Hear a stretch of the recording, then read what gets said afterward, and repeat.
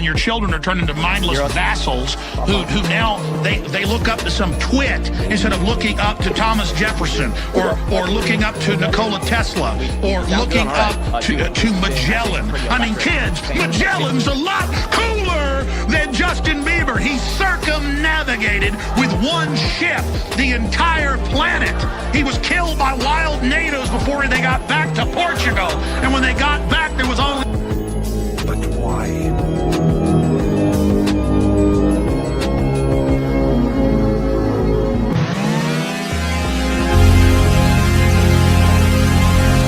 $22 million in 3 fucking hours! There is no nobility in poverty. I have been a rich man and I have been a poor man, and I choose rich every fucking time.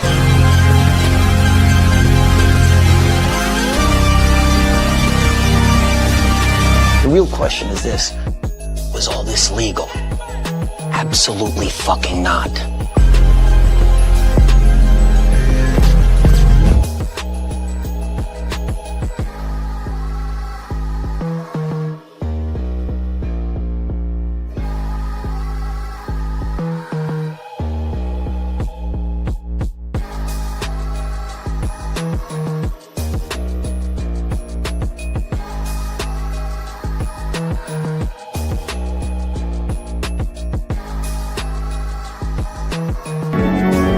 Neither go towards the feeding grounds at the edge of the ice, nor return to the colony.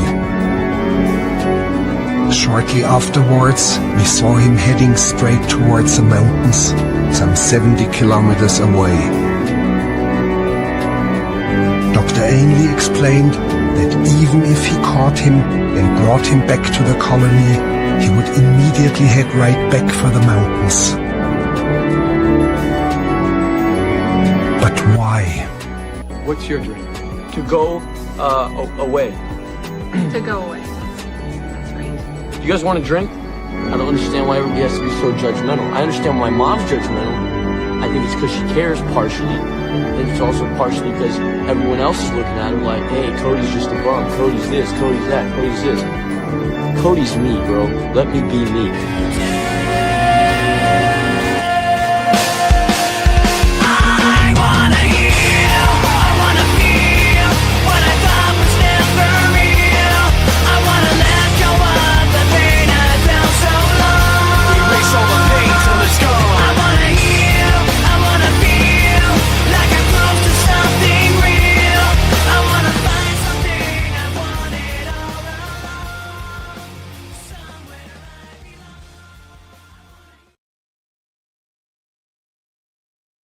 Without further ado, man, let's get the man, myth, legend himself, Pop Punk. Punk, you hear us? Can you hear us, Pop Punk? Maybe some tech issues there. There we go. I can hear you. What's up, guys? There we go. Sweet. You sound good on our end. Dude, this has been, I think, a pretty electric span of like 15 days for you guys, as you have gone from winning a hackathon to Pump Fun leading a race for you guys, making $1 million. You've hired 2 more people. You said you went from a side project. This is like your full-time thing now. Really excited to just get the full recap and kind of see where your head's at and like how you're feeling throughout this whole thing, because it must be pretty insane. So great to meet you, Pop Punk. Are we going to call you Pop Punk the whole time, or do you have a name you go by? You can call me Harrison, which is my first name. You don't have to say Pop Punk. Perfect. Okay, well, we're rocking with you, Harrison. You are doxxed. So this is, you're a forward-facing founder, which is nice. But I would like to hear a bit about yourself, maybe what you saw happening here with prediction markets and, how you decided to build or get into building a prediction market yourself and what you're working on. So maybe a bit of background first to start, Harrison. Yeah, sure. So, I've been in crypto since like 2015, working in it professionally since 2019, worked at Gemini, bunch of different startups like protocol engineering places, ran my own gas optimization auditing firm, worked at Limit Break most recently, and then I launched this silly little side project on Pump Fun called Pumpcade. It started as like a sloppy Twitch Plays Pokemon clone where people would type in the chat on a Pump Fun live stream and it would control a puzzle game. Wheels just like kept like turning and turning in my head and thinking like, all right, where can I go with this? What could I do? And I had really been watching Polymarket and Call Sheet just explode and just have like the most proven product market fit with speculating on outcomes. But then I looked on the flip side, there's potentially days where $1 billion is traded on chain in one day with meme coins. And the holding patterns of traders are just going down and down and down. I think the last figure we saw was 100 seconds last year down to 58 seconds. Those type of traders, they probably don't want to lock their capital on a polymarket market for a day, a week, a month, 2 years until the next election. These people have 58-second holding patterns. They want to buy low, sell high, and they want the time in between the buy and the sell to be as short as possible. So I thought, how can we apply this to prediction markets? And the thought process, the first thing was really, so many of these markets, they're ambiguous. They can't be resolved instantly. So what do we do? So Pumpcade's main thesis and core feature is markets that automatically resolve between 1 and 30 seconds. So in order to automatically resolve a prediction market, what you have to do is restrict what the market can be. So you can't have like these ambiguous markets, like, will the guy say this word? Like, what will happen, on this day, 6 months in the future? You have to lock it to things like, for example, what Pumpcade offers is the price of a token, the price of oil, gold, traffic congestion rates, like sports stuff. So if you can automatically resolve a market, the market could be any duration because you know the starting value, you know the ending value. So all we have to do is just diff them at the end and see what happens. So this was really like the eureka moment I had. And it was like, okay, we just limit the markets to only things we can automatically resolve. This way, you can almost trenchify prediction markets and make them like, it's the same trading UX if you're trading a meme coin as opposed to a Pumpcade market. It's a short period of time. And in this case, Pumpcade prediction markets are actually like a little bit safer to trade than meme coins because you don't run the risk of some slimy KOL coming in, bundling the market and rug pulling you immediately after. And this was, I've been building this for the past 6 months on my own, won the Pump Hackathon. Immediately after winning the Pump Hackathon, pretty much everything changed. In the span of 2 days, I had like a multiple times oversubscribed pre-seed round. And yeah, I mean, that's where we're at today. Okay, absolutely wild stuff. Firstly, congratulations on this Pump on Hackathon win. When you guys were going into this, building Pumpcade, you had a really strong community. Was this going through your mind like, hey, we have a really good shot of winning this Pump on Hackathon? You obviously, I think you had to apply for that. So, what's your thinking here? And were you surprised when you saw this win come through? And yeah. To be completely honest, like I got connected with Pump pretty quickly after I created my project, Pumpcade, just because, as much as people want to shit on Pump, like in terms of like as a trader and stuff, the experience is completely different. Like if you're a builder, Pump wants to do everything in their power to support you. So Pump was like helping me and having calls with me and asking like what's working with Pump, what doesn't work with like Pump as a builder since pretty much the beginning. When I saw the hackathon come out, it was actually pretty interesting because I intentionally wanted this project to be like by the community for the community in the sense that when the token launched, I only bought 1.5% of the supply. And then the hackathon comes out and it's like the requirement is 10%. And I'm like, crap, like this token is trading in the millions right now. But without even asking, community members that got in early donated 8.5% of the supply, got me to 10%. Wow. And yeah, it was actually nuts. Like the Pumpcade community is one of the strongest communities. But yeah, I mean, I saw the hackathon. I kind of figured I was like a front runner just because like the Pumpcade token has been doing well comparatively to other projects. I have a decent following. The Pumpcade account has a decent following. And really like what I've done from day zero is essentially like build in public, which is the name of the hackathon. I've shared every update. I've posted 10-minute devlogs. I've shared every feature and stuff. So when I won, it was obviously surprising because you don't know how many thousands and thousands of projects have applied. But as soon as I won, like it was just so satisfying to see like, cool, now I have like direct backing from Pump. And then yeah, like the ways that Pump works immediately after you win the hackathon is nuts. Like I assumed like, hey, maybe there'll be like a little ramp up period, like we'll get to know each other. And that was not the case. Within 24 hours, I was pitching in VC calls, like with Pump in there with me. And yeah, I mean, the rest is history with that. Okay, so I want to get into the VC stuff a little bit and chill out. You can jump in whenever you feel like you need to. But I want to ask you something because you mentioned you felt like, price was holding up really well. You had a really strong community. A lot of people try to crack this code. Like we see so many launches a day, some really great ideas, others awful ideas. But you've cracked something special where, like you said, during a really bad market, I mean, not only has price gone up, and I don't want to make this about price necessarily, but you held a really nice price and the community continued to stay strong and active. Like, as some advice to other founders, what do you think you can attribute that to? Yeah, I mean, so obviously I do want to like preface this with like, this is a year mileage may vary. Like you might have a really cool project that people love, but like maybe the token doesn't catch on. But I mean, really, I think the biggest thing is just building in public and being transparent because like, it sounds like a no-brainer to do those things, but for so long, we haven't seen people do that. Like, I'm not saying you have to be doxxed, but like share as much as you can with your community, almost to the point where you're oversharing. Like I was posting devlogs, I was posting new features. I was even like writing like articles and like long form tweets and diagrams about like, hey, what if I did this and stuff like that. But I really think that like the transparency and like showing your community like what your goals are, what your vision is probably the best way to just like get people on board. And I do think like Pump's hackathon, I think is a really good thing. And especially like with all the hackathon winners and then Pumpcade especially, like I want to show people that launching a token first is not always a death sentence. Like, yes, it might not work out, but in my opinion, if you launch a token on Pump Fun and you gather community support, creator fees can generate revenue for it, that should really be all you need to prove, like, is this a good idea? Build the MVP with the money you get from creator fees and then raise money. Because I think too many people are making like the issue of, they launch something, it's like, sorry, not they launch something, but they have an idea in their brain, they're pre-product, they don't even have an MVP, and they go to VCs, and you're basically bending over backwards for a VC being like, I need to raise 2 million, 5 million, whatever, when you still have an idea. Where, like, why do that as opposed to like launch a token, see if people actually like it, see if the community supports it, see if you can generate money from creator fees, prove that your product is something that is worth a VC funding, and then you can fund it. And that's the exact path that I did with Pumpcade. And I hope that what Pump is doing with this build in public and like builder tokens, I hope that does catch on, because I think it'll save a lot of people a lot of headaches. And I also think it'll ultimately save a lot of VCs from writing checks into bad companies, because they're writing checks into these pre-product companies, pre-idea companies. Whereas let people build, get like a generic idea of what they want to build, see if the community supports it, and then take it from there. So in your opinion, like that's very interesting of a path, because I think your path is like the first, you're kind of trailblazing, if you will. But what happens to the token like after you raise? So you begin by kind of putting your idea out there. You let the market decide like how good your idea is. You earn from some creator fees. You raise from VCs. But now what? Like, what happens to the token eventually? Does it fall off? Does it get integrated into the product? Like how are like long-term investors thinking about so the definitely, you can't let the token fall off. And like, to speak to that point, like I was trying to fundraise for the last couple months before the Pump Fund Hackathon, and I had half of a round committed for like 4 months. And like the biggest thing is like 90% of VCs told me, drop the token, just don't associate with the token, drop a new token like in the future. And I was never going to do that, because for Pumpcade, the token is the most important thing. Like the token is how I connected with Pump Fund, Privy, Solana Foundation, all of these people. So you do have to keep the token like as a core part of your product. And you'll see in the next couple of weeks, we have some announcements coming of like how Pumpcade, like the token, is very important to the project in terms of utility and other things. But it's like, I don't like want to like confuse people and have people think that you just use the token in the beginning to like make money and then raise from VCs and then like screw the token holders, because ultimately like these token holders, these early people that buy your token, are going to be the ones that like send you to the places like where you're able to go, like, which in my case was like I was able to quit my job, I was able to connect with all these people, I was able to raise VC capital, and that's something that I was able to do with a live token. And I think for me, the Pumpcade raise is most impressive because I raised venture capital with a live token. And that, I think, is something that we're going to continue to see more. And I hope that Pumpcade can be an example for others that want to do that. So what's so difficult about, just so that the audience has proper context on this, what's so difficult about raising with a live token? Yeah, so I mean, first and foremost, VCs want the TGE, they want the token from the beginning.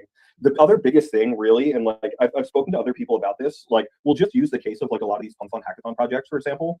There are some amazing hackathon projects, really cool tech, really cool ideas, but their token is only 50K market cap. How can you go to a VC and be like, hey, I want you to invest at a 10 million equity valuation, and oh, by the way, my token is 50K market cap? Like, what incentive does a VC have to invest at a 10 mil equity valuation, especially with a token that's that low? If they really want exposure, they can get a lot more exposure by just putting, a lot more money into the token, which is really cheap, and they'll have a lot more ownership of the token. So it's really like a mix of like a traditional equity investor probably doesn't want to go near the token. You could have maybe some liquid funds that want to invest in your token, but then think about it. If your token is 50K market cap, if you want to raise, $1 million or $2 million pre-seed, it's not possible when your token is that low. You could give away 50% of your token and only get $25,000, which, like, where is that going to take you trying to build a company? Right. So I guess what's the solution? I'm a project. I want to raise. I have a great product. Maybe I'm lacking community. Maybe I'm lacking on the token traction side. So, it hasn't gone to 500K, $1 million, 5 million, or whatever the market cap is to justify such a valuation for an investment from a VC. How does a founder fix that? I mean, I really think that it's a lot on the founder itself. And I know, like, it sounds like, oh, like this was really easy and stuff for me to do, but you have to make sure that people realize that the token is still core to your business. You obviously don't want the token to be the product. Like, a lot of companies make a mistake and it's like the token is a product, the market cap is a product, but you just have to continuously build and get people to believe in what you're building. And if you're really selling people on what your product is, they're going to want to hold the token if you're clear that the token is really part of what you're building. So you have to just build transparently, build, more importantly, a product that people like. And if you're getting traction on the idea and people like it, there's no reason for someone to not want to buy the token, to be a part of it, to essentially hold like ownership in that way. Got it. And so I guess my question would be, what would be that utility? Does it depend on like what you're building? Like, because if we've seen cases where you try to add some sort of token gated utility feature that just kind of adds more friction. What would be that key utility for a company to say, hey, like, I'm not giving up on the token, and this is the utility that kind of ties it all together, kind of brings the community into what you're building? Yeah, so I mean, obviously it's company dependent, it's protocol dependent, it's based on what you're building. I really can't speak on behalf of Pumpcade yet, just because we're not ready to make that announcement yet. And I do think that a lot of people try and like, they try and jump to finding a utility for the token way too quick, just to please like essentially people that don't really care and they just want to see number go up. I think it's really important to derive a actual strong utility other than like, oh, you have to hold the token in order to do this, or you have to hold the token in order to do this. You really need a utility, and you want to make people kind of think like, how, if this company succeeds, does the token benefit from this? And that's the key part, that it's worth spending a ton of time in, and not like making rash, quick announcements before you're ready. Because the biggest thing about building with a live token is you can't be discouraged from short-term price movements. Like there were times when, you know, Pumpcade went to an all-time high. It went to like 15 mil, and then the entire market crapped itself. Token went down to like 1.5 or something mil market cap. My DMs were flooded with people, and they're like, "Can you tweet something to fix it? Can you tweet something to fix it?" But you have to realize that like this isn't a meme coin. Like you're building a product, and this is the token for your product. So as a builder, you have to have the long-term mindset. You can't get discouraged from just like short-term price movements, and that I think is a really important thing, because I think in cases like that, if a token isn't performing or there's a sharp dip, I think a lot of founders are really eager to try and just do like a quick corrective action in order to like satisfy people short-term. But you have to have that long-term mindset. So I do want to jump off token so we can get to some other stuff as well. But I got one last question on it. You just did an equity round, raised $1 million at some valuation, sold equity. I'm not sure how much. But with that being said, how are you thinking about the token in terms of equity compared to like a network effect token? And I'll give you an example here. We see like Bedrock, for example, Meteor's newest product, you know, being able to add 30% equity on chain, or something like a Soar or Straight, who's doing their own kind of iterations around equity on chain. And like, it's not always black and white. Sometimes tokens are much better having a network effect token, like we see a lot of these layer ones having. How are you thinking about that? Is a token and the equity kind of going to be adjacent to each other, one and the same? Or is it more so, okay, we're going to find a way to have a network effect surrounding this token? Yeah. So, I mean, as much as I would love to give an answer, I can't comment on that right now. Sorry. Gotcha. Okay. Valid. Well, what I will ask then is you made 2 hires recently. Okay. So you guys did get the funding, $1 million oversubscribed. So actually I'll jump to that. Let's talk about that before we get into the hires. You raised $1 million oversubscribed. How was that process? You said Pump kind of helped you with that. It was, I've raised venture capital in the past, and what I can say is this Pumpcade pre-seed round was the easiest round I've ever raised. Like within 2 days, we had the round multiple times oversubscribed. Obviously an oversubscribed pre-seed round, you can kind of draw your conclusions of what's coming next off of that. But yeah, I mean, it was really easy just knowing that, like, you know, Pump supporting your project is very, very big. And I think if you're a builder right now, like a solo dev or something like that, you should try and explore kind of the path that I took with Pumpcade, because it's pretty beneficial to have one of the most successful companies in the history of our industry kind of like backing you and going to bat for you. And that really obviously helped raising this round. Yeah, no, absolutely great answer. So you got $1 million, way oversubscribed. You probably go to, you know, from pre-seed to seed pretty soon, considering your oversubscribed nature. You know, talk to me about what you're going to do with those funds. You got $1 million now. Oh, and I keep doing this, but before, give me the pitch, right? Clearly these people really liked your pitch. These VCs saw it and they're like, okay, we can subscribe to this. If you could make that a 1 minute, 2 minute pitch for everyone, what did that look like when you came into these rooms with these VCs and these funds, you know, trying to get that money? Yeah, so I mean, a lot of this pitch is really like, you know, fortunately, obviously, because I built in public, a lot of VCs reached out to me and they already knew what the product was, but it wasn't really that hard to sell to people because, you know, it kind of makes sense. Like prediction markets have proven the demand for wanting to speculate on things, but look how much more capital moves on chain every single day from these short-term traders. What we wanted to do is blend prediction markets and the trenches into, you know, a new financial like instrument or whatever to trade on. And one of the biggest things too is like we have proof. We have multiple cases of ambiguous markets just being a catastrophe on like Polymarket and Call Sheet. Like we saw, did Zelensky wear the suit? Did Cardi B perform at the Super Bowl? Right. Ayatollah leaving office? All of those problems are kind of solved by Pumpcade, because Pumpcade wouldn't have those problems in the first place, because we're only going to allow you to create a market that can automatically be resolved. And it's kind of a lot more core to like the crypto ethos, where it's like, you know, you don't need a committee to resolve these markets. If you're using the proper data source, the market should resolve automatically. You know instantly if you won or lost, and then you can take your money to the next market. So that was like most of the core like pitching of Pumpcade is really like, you know, what I'm doing here is I'm trenchifying the prediction markets, and that's what Pumpcade is. Yeah, you know, you mentioned making everything resolve on chain and kind of the importance of this, and also the hold times we're seeing go down, just the appetite, I think, for people to want these quick resolution options. And that's, you know, I think what you predicate your thesis around Pumpcade around. How are you thinking about Solana blockchain being the blockchain to resolve Pumpcade? Why is like that the route you guys decided to go? Yeah, I mean, it's interesting. So for the last 7 years of my career, I was a builder on Ethereum and EVM chains, but you know, the dev tooling, honestly, and the developer experience on Solana has gotten substantially better. I have historically like tweeted in the past, like pretty critical of Solana for how poor the developer experience is. And it's definitely night and day now. And the speed of Solana, and most importantly, like for a product like Pumpcade, because like sort of the users that we're interested in, at least early on, is pretty much like a one-to-one overlap with a Pump Fund user. It's these people that, you know, they're degens, they love to like quote unquote gamble, they need some new kind of casino. Like all of that capital is on Solana. And we can see that based off of like, there really has never been another chain to long-term do well in meme coins or as well as Solana. Like BNB might occasionally pop off. You'll have like a week on base where it's really hot, but all of that liquidity and like all of the target users for Pumpcade are on Solana. No, I think that's a fantastic answer. Okay, you got $1 million. You hire 2 new people. Tell me a little bit about those hires. Yeah, so I knew from the start, like I could not continue to build this solo the entire time. I spent 6 months splitting my time between, fundraising, meetings, partnerships, and development. I'm married. I have a 7-month-old baby. I cannot run myself to the bone. So I knew as soon as I could get capital, the first hires that I need to make are engineering because I need to scale this. I need people that have proven experience building apps. So my first 2 hires are Steve. His Twitter is Stioni. He was my co-founder at a previous company. We were coworkers in the past. I have experience working 18 hours a day with this dude for like 18 months. Like we really grinded at a startup. The other one is Narzilla. He was a coworker with us as well at Limit Break. I've known this guy for years. Worked in very early DeFi days, ran a bunch of stuff at Badger DAO, which had like $2 billion TVL. Really, these 2 guys, I just needed hyper technical guys that I knew that I could trust and I knew that would like be down to like go from 0 to 1 because I still consider Pumpkade at 0. I shipped a minimum viable product, a beta, and we really needed to take this to the next level and go to mainnet and scaling and beyond. And I knew like immediately that these were the 2 guys I had to hire. Didn't even have to do an interview process because I've worked with them in the past. And yeah, I'm very happy with the decisions. You said engineers. You need an engineer. You needed to iterate, ship. Maybe talk me through the platform. Right now it's under construction, right? So if I tap over, I can't really see too much, but tell me about the experience, the UI, the feel that Pumpkade gives when you log into the platform and trade these prediction markets. Yeah, so I've tweeted like a bunch of like photos and videos and stuff of what the platform looks like. The reason why it's under construction right now is we just started working with a design studio and we're doing like a ground up 100% redesign of the platform with the goal really being the most fun place to make or lose money on the internet. And it's kind of an entire new thing. It's a prediction market blended with like a token terminal, like meme coin trading platform. But yeah, I mean, the engineers are super important. I'm not just hiring engineers, of course. I'm bringing on people for marketing, growth, all of that stuff. But being an engineer myself, to me, the most important thing is getting the product first, because it's not worth spending time trying to sell a product to people that's trash. So that's why we're full engineering focused right now, at least heads down until we're ready to have a product that's ready to go to mainnet. And then yeah, I mean, you're going to see rapid hiring from the Pumpkade team. Question on that go to market. We know prediction markets have been very, very hot. It's like that Kalshi poly market head to head. I want to ask you, what does your competition look like necessarily on like on-chain settlement, on-chain prediction markets? And then kind of what's your go to market for this? How do you edge out that competition and kind of put yourself up there with the Kalshis, with the poly markets? So unfortunately, the go to market I cannot speak to. A lot of things I can't talk about. But in terms of competitors, I mean, like people might say, oh, you're a prediction market, your competitor is Polymarket, your competitor is Kalshi. I don't see them as competitors. I see us as building something entirely new, fresh, and different. And it's for a different type of trader.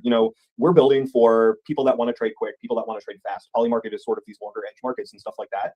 So I don't really see Pumpkade having any strong competitors, at least right now, that I'm nervous about.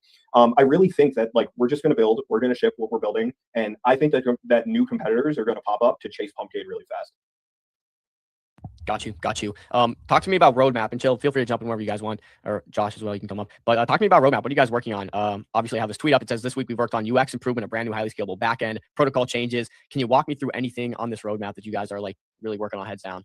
Yeah, so the UX improvements, I think, is just surfacing a lot more important data to the users. Also in that UX improvements is obviously a full, like actual ground up rebuild, reimagination of what the platform looks like. In terms of the backend, obviously I wrote this all myself. Like this wasn't intended to be out there for 100,000 concurrent active users to use. So the backend is being fully rewritten by Stioni. Basically, we're taking a lot of what we've learned at some of these other companies that we've worked at, that have built highly scalable infrastructure, and we're doing that with Pumpkade because we want to go out of the gate supporting any number of users. The worst thing that can happen is your platform launches, it's crashing on day one, and it's hard to get those users back. And then lastly, Narzilla right now is actually writing a full rewrite of the Pumpkade protocol.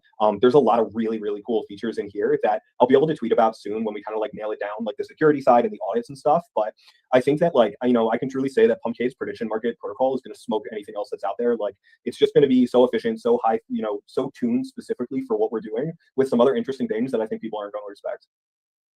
Back to the $1 million raised. Do you guys have like a run rate on that? How long is it supposed to last? How long did you raise for? 18 months in the future? Seems like you have another round kind of pre-planned already. But I don't know. What's your run rate and like the duration here on that $1 million? Yeah, so I mean, without getting into too specifics, it's over a year of runway with that money. There are other factors and stuff at play, but I mean, you'll see. I mean, you can probably guess like what I'm hinting at. But the round was very oversubscribed. Okay, makes a ton of sense. Can you talk me through a bit about like traction on the platform? Maybe volumes, traction. I know you can't really get to go to market and like growth strategies here, but maybe currently what you have in terms of numbers. So Pumpkade was in private beta for like 2.5-3 months. Data behind an access code, essentially. every once in a while I'd tweet out an access code, it would get fully used up like immediately. We have about 600 users that have used the private beta. We have a little over 1,000 markets and like 4,000 predictions. Obviously, this is all on testnet, which is cool to me to see. Like every time I would go on the beta, I would see like recent activity and stuff, which is cool because it's not incentivized, it's not real money. It's people that actually just like the product and find it interesting and want to play with it and maybe get an edge like over others when it comes out. But the traction has been super strong for a testnet product. Obviously, like I'm not going to come on here and like flex testnet numbers. We've seen chains do that and it's embarrassing. But I mean, the traction is good because people like using the product and they know that they're using it to explore it and have fun with it. They're not being rewarded, which that is when a testnet user is important to me. Yeah, no, absolutely. The flexing about testnet numbers is crazy, but it does sound like the traction is really good for you guys. So I'm glad to hear that. Josh had a question here in private. He asks, what does the trading experience feel like? So I guess when you envision this and you talk about the UX you're looking to really nail down, what is that experience you really are targeting for the audience? I mean, I think to me, it has to be a much more fun way to trade prediction markets because on a lot of these markets, you go on like long-term markets, there's not much movement. Like the odds aren't rapidly changing often, like when you're looking at the page. Whereas on Pumpcade, these markets could be as short as 60 seconds long. So there's going to be a lot of activity. There's going to be a lot of movement and swings and like probability and stuff like that. And I think that we're trying to make that core to the UX and just giving people a really easy and intuitive way to trade. Obviously, there's going to be no pop-ups. It's all like privy gas sponsor transactions and stuff. And we're really just setting you up to place predictions as quickly as possible because we know that these markets move super quick. Got you. I feel like I've covered a lot in terms of what I'm looking to get through, but there's been so much in these last couple of weeks. So maybe anything you have to. I do have some questions around just tokenomics. If you have anything planned, obviously popular ones are like Hyperliquid, where they use a percentage of the fees or something like that with buybacks. Just thoughts on tokenomics. Yeah, I mean, so I can't really speak on specifics. Like I've said, like there will be stuff that comes out. It's just not ready to come out yet. But I mean, traditionally for a product like that's early, like Pumpcade, I think that doing buybacks are really just throwing away money because you're not going to generate enough revenue to outpace sell pressure. Early on, I had thoughts like, yeah, it'd be nice to have fees automatically go into buying and burning the token, but you're really just throwing away money unless you're like, if you can afford to put 7 figures a day into buybacks like Pump and Hyperliquid can, yeah, by all means do that. I think it's good, but we're still even seeing like a bad market downturn can't outpace the sell pressure of the market on those tokens. So yeah, I mean, there's going to be stuff that comes out about the token, being really careful with legal and also making sure like what we say is a good plan and what we're actually going to do. Because the last thing I want to do is say something that's not really a good plan, have people hold me to it and just have people get pissed about that. Great answer. Maybe actually a better one is, what is the fee/revenue model there? So Pumpcade will take fees on every single prediction. Parts of those fees will go back to users in some way. I can say that. But yeah, I mean, that's all I could really speak to on that point. We don't have like official fee numbers and stuff like dialed in and finalized yet. But yeah, try and answer like as much as I can, like obscurely with some of these questions. So maybe then I'll give you a lead onto that because this tweet kind of summarizes as well. And talking about fees, how you guys will generate money. But what is the TAM of this market? You mentioned the total addressable market really excites you. Do you have like a number on that TAM and then kind of just like the vision of how you guys capture that? I mean, I think the total addressable market of Pumpcade is really like the actual intersection of Polymarket and Pump Fund. So the total number of users that are trading on prediction markets, and then the total number of users that are trading like on chain, on Pump Fund, and these other launch pads every day. Because what we're doing is blending it. And for someone that knows prediction markets, they can come to Pumpcade. They already know how it works. For someone that frequently trades meme coins on Pump Fund and stuff, you can come to Pumpcade and you already understand the UX and like what you're doing on there. And then even outside and beyond, like we're going to make it really, really native to Web2 people. Like first, like everything is dollar values. You'll be able to use your debit card to deposit. You don't even have to know that the platform is crypto. We're going to support multiple chains through cross-chain deposits and stuff. So it's really anyone that wants to do something quickly will be a user for Pumpcade. That's a great answer. You have to do it this way. You have to. Some community questions from Nard here. Can you share more about the incentive structure for streamers when people are predicting in their chats?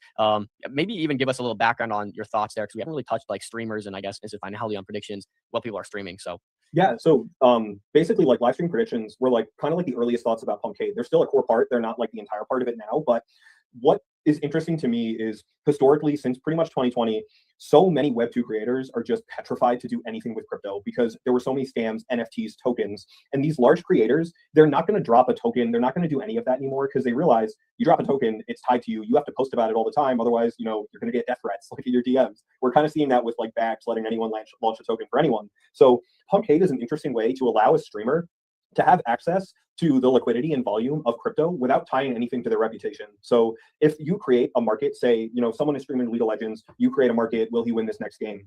The streamer doesn't even have to know that this exists. Pumpcade will automatically generate a wallet via Privy that's linked to their Twitch or Kick username, and it'll just slowly collect fees. They'll get a small fee share from every single prediction in their chat. The cool thing is, like I said, they don't even have to know that it exists. So down the line, months later, we might be able to tweet at them like, hey, at this streamer, you have money sitting in this wallet. It's not tied to you. This is just dollar bills that are waiting for you, and they can collect it and claim it. So it's kind of like a way for a streamer to have access to like another revenue stream outside of having to tie something specifically to their name. You're muted, Dom. Oh, thanks, Josh. To get more thoughts on this, we've seen the emergence of gambling just happen like so much more in these last couple of years, predominantly around sports betting. I mean, I know you, Josh, myself, probably has a million friends that are betting on every single game, even if they know nothing about it. Also seeing things like the Grammys and UFC start to integrate live prediction markets during their shows. Clearly, this is becoming the type of media people want to consume, where they can like get an active angle on it, where they can bet on things. Maybe just talk me through the vision of that. Like, where are we in 5 years in terms of every show, every live stream, every live event having some sort of like prediction market attached to it?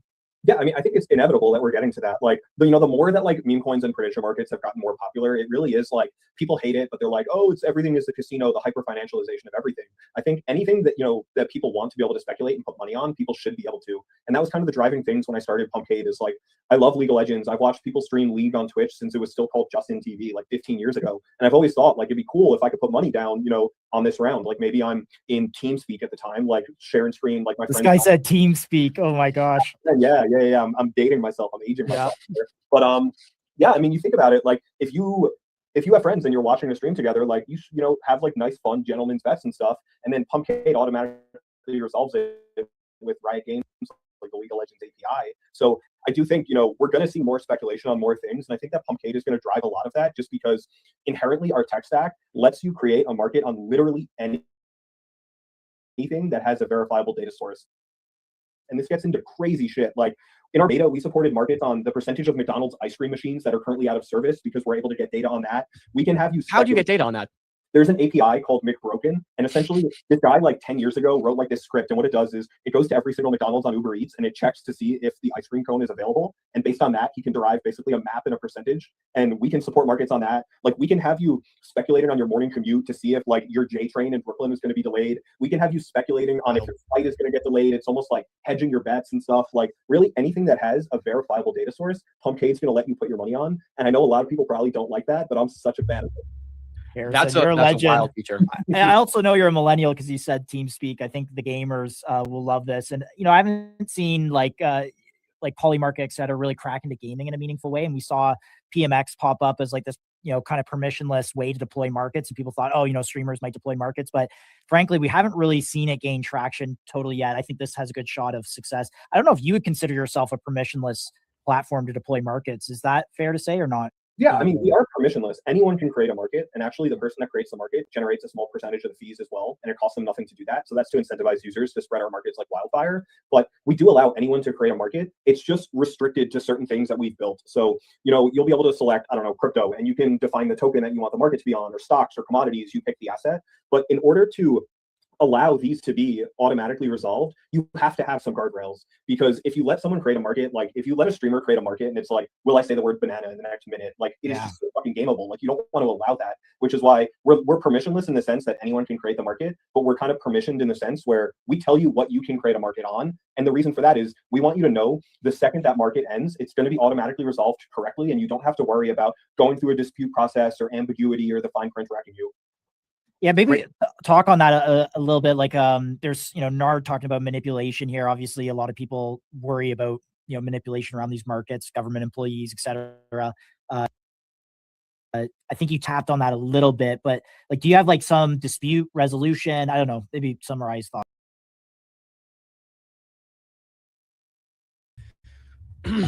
Boys, jumping straight into it. Had a little pre-show bug today. Played at the start of the stream rather than right now. So we're going to jump straight into it. We got an exciting day. Lots going on. The market's finally green. Like things feel better already. So I'm happy to see it. We got a really exciting show today. Chill, are you with us? With you. GM, everyone. Mike was muted. But good morning. Hope everyone is doing well. So we have an exciting show today. In a moment, we're going to pull up the Serv team to get us started. But to give you a bit of a preview of the show, today we'll have the Serv team first. And then we'll also go on to interview Printr. they just launched new launchpad that seems to be taking on chain by storm. And then afterward, we'll go into the normal show flow. So we'll talk macro majors, and then we'll get into some on chain news and events. So let's go ahead and bring up the Serv team, and let's get started with our first interview of today. Dive straight into it.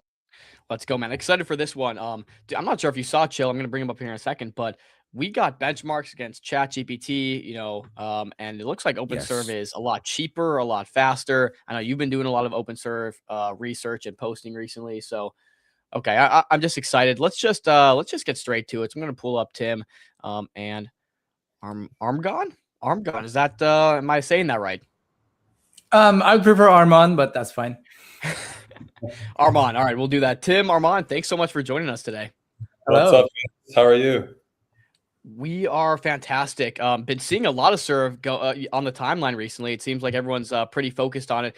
Man, this goes way back for me. I remember Chill and I back in the day when we would really trench a lot on Ethereum. We're like so much focused on Solana these days. But when Serv came out, there was this time where we had a few pretty good launches, and we're like, man, Serv is like one of the coolest, most unique projects we've seen in a while. And like the team is just fantastic. I think that's the one thing that stood out about you guys was, man, this team is the type of team that can get it done. So really honored to have this conversation with you guys and excited to just get the top down of everything Serv.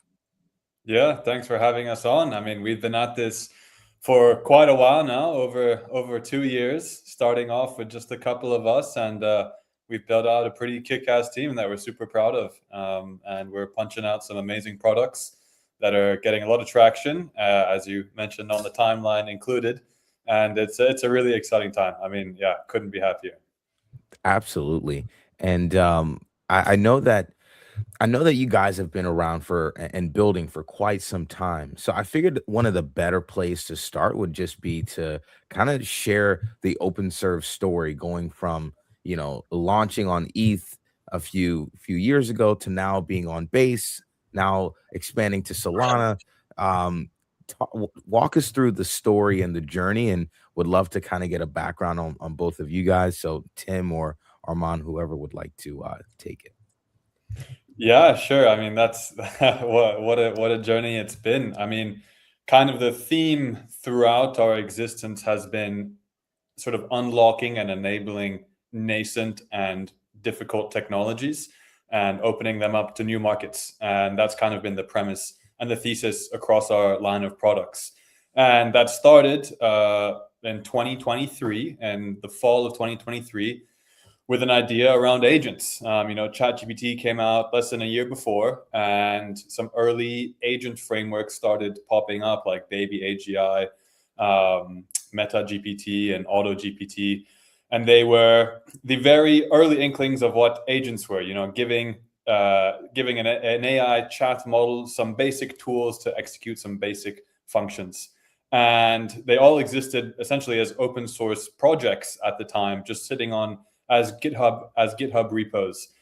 And there was basically nothing other than that. No platforms, no apps, no products, no UIs for this stuff even. It was all just code. And what we set out to do was to make it easy to build agents and chain them together into sort of like multi-agent systems. That was one of the very early theses we had, that single agents aren't going to be these kind of master agents for quite some time. It's going to require multiple specialized agents working together to produce a more comprehensive output, whether that's for task automation, task execution, for like an internal process, or even for like a product embedded in a product, or even being the product itself. Like financial agents, that's obviously taken off quite a bit and has been talked about for a long time, is autonomous DeFi agents, prediction market agents, yield generating agents that can traverse different protocols and products and execute tasks reliably. So what we started off on was an SDK for building the agents, and then a orchestration platform for chaining them together into multi-agent systems. These are the early foundations of our product stack. And in that journey, during that journey, we figured out, or we realized, a huge bottleneck in this whole field, which was the ability for agents to think and reason and produce quality outputs consistently, where traditional models and agents running on traditional models were simply failing at scale and in production. If you to sort of visualize it, imagine a enterprise or like an agent implementation in a business or a product that's typically a multi-agent setup. Let's say 3, 5, 7, 8 agents, and each agent has a 10% error rate. If you compound that over 1, 2, 3, 4, 5 agents, you very quickly get to really poor results. And we were seeing this in production as we were building our tools ourselves. So what we kind of then shifted our focus to as we were wrapping up these projects and products was this kind of reasoning aspect that much of the space seemed to ignore and still has. And that leads us to the product we're currently developing, which is the Serv Reasoning API, which is backed by over a year of research and development, which we put out in a scientific paper that's currently under peer review, where we developed a framework and a methodology for improving the way AI and agents are able to think and reason, and sort of process complex inputs and create consistent outputs. And the goal of this is to bring all 3 products together into a infrastructure stack for building agents and agentic products and businesses. That is kind of the core sort of pillar of our build technology. So tools to build products and build businesses in this kind of new world we're living in. And that is one of 3 pillars in our kind of entire offering. So we have the build part, we have a launch pad, which is how these new businesses, think of that there's millions of entrepreneurs coming online now since AI tooling is becoming way more accessible. The VCs are not going to be able to cope and fulfill all of the funding requirements of these millions of entrepreneurs and new products coming online. And tokenization is an obvious way to fund a new world business in this new world order and to fund agents and agentic products. And then lastly, a tool to run your operations. So again, built on our existing stack, our existing reasoning infrastructure and agent infrastructure, we've built a tool that founders can use to essentially automate their operations from marketing to sales to hiring, community growth, and more. And that kind of leads us to where we are today. We have our Launchpad live. We had the first launch live a couple months ago, and we've been making some tweaks to the whole setup and architecture there, which we're kicking off next week. We'll be sharing more about that as our sort of Launchpad season comes up. And these are all businesses that are building using our product stack, our AI stack. We're gearing up for the private beta of our reasoning API, and also starting to roll out the co-founder tool. And I think that's a pretty comprehensive A to Z on how we started and where we are today. Indeed, that is comprehensive. Well, there's a lot we can dig into there. I kind of just want to get more of like a thought from you guys. When you started, it seems like AI was in such a different spot than it is today. And it kind of seems like you've been building at the convergence of crypto and AI since before it was, dare I say, it's not even popular yet to this day, but you were building really early. What was kind of like the thinking there on, hey, let's do this on crypto rails rather than just, I don't know, maybe go the traditional route and raise a bunch of venture? I mean, you guys definitely could. So, yeah, I mean, so one is kind of just democratize access to something like this, right? Like that's something we really believe in. Every AI company today that has gone anywhere has been funded traditionally, like essentially through traditional funding, which is only accessible to a tiny amount of people, right? You're only getting inside these private seed, Series A, Series B rounds if you're the who's who and you know someone who's the who's who. So your average person has zero access to investment opportunities like this, which is a great shame. And I've been in crypto since like 2017, since I was in high school, and it's always been like something that really stuck with me and something that I've valued highly, being able to participate in cutting edge technology at its earliest stage without having to go through this accredited investor bullshit that is kind of the status quo in our sort of like investing economy today.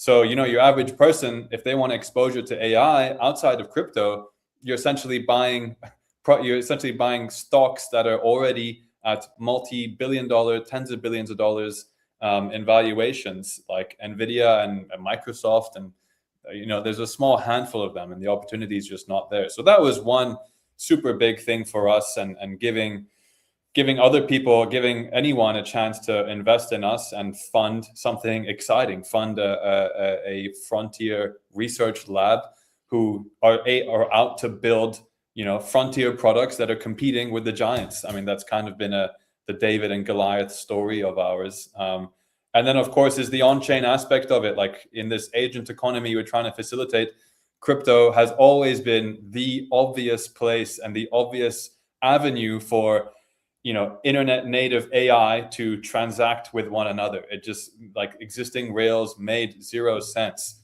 None of the legacy infrastructure was built for this. And very early on, this was just like a super obvious thing for us that, hey, like the monetary system that's been, and the rails that blockchain and crypto provide is just a perfect match for agents and AI. When we get autonomous agents and we really kind of get into this agentic economy that we're all kind of foreseeing, do you think that these agents are going to be choosing blockchain rails over traditional finance rails? Well, I think choosing is kind of the operative word I would dive into there. I mean, in today's paradigm, agents are still directed by humans at the top level. You know, they are becoming more and more autonomous. That's something that we've been tackling for some time, is actually creating like actual autonomous agents. But ultimately, at some point in the chain, you know, the involvement differs based on the implementation of the agent. But generally, there is a human at some point giving directions. And I think the human deciding what rails to use is going to be the ultimate like decider of that at the moment. And if you just look at it on paper, crypto is the obvious choice. Here. And if you combine that with, the ability for agents and agentic, you know, companies to fund themselves, for transactions to happen, for payments to be processed, for people to earn, like, think about this whole economy. There's going to be tons of different stakeholders. What is the easiest and most universal settlement layer for all these different stakeholders to earn? It's just crypto, right? Like, you know, that's kind of been the thesis of crypto from the beginning, is that it's a great way for people across the world in different economies to earn on a kind of universal, in a universal manner, without all the siloed bullshit we have in our legacy systems. So this seems, not seems, but this is like very innovative technology. So I'm really interested to see, like, who are the minds behind this? I know you have a team that's pretty stacked, as some might say. Can you walk us through who's contributing to building Serv? It seems like so innovative. Well, you're looking at the main giga brains behind it right here, Mr. Arman. We of course have a larger team behind this. I'm working with my brother as my co-founder. We have Ryan on our marketing team. We have a stacked engineering team, many guys of which Arman's been working with for 10, 15 years, which is a huge value add. Like, if you think a startup, even especially in crypto, are usually people who have never met each other. They're just communicating over Telegram. Many of them don't even know each other, right? So the kind of culture and cohesiveness we're able to have as a team, due to the long-standing relationships many people in our team have, it's just such a massive value add. And maybe, Arman, you can share a little light more on some of the adventures you've been on with your other guys and other cool things you've built. We've got a design team. We're sitting across London, Berlin, Mexico, the US. We have a great couple amazing growth guys leading the enterprise and crypto growth side of our company, sitting in the US in San Francisco. We're kind of all over. I thought I saw, did I see somewhere that you guys had not only enterprise clients, but you're also working with the government in UAE? Was that right? Yeah, Arman, you wanna dive in on that? Yeah. So we were also talking about backgrounds, right? I've been building startups for about 15 years now. I owned a startup incubator before, and I kind of developed myself in becoming the CTO that startups would require to launch products at scale with like the minimum amount of investments necessary. So I built a career on that. I originally have a master's degree in electronics in signals processing. I'm working with brain signals, and people online will figure out a lot of papers that I wrote or work that I did on brain signals about 20 years ago.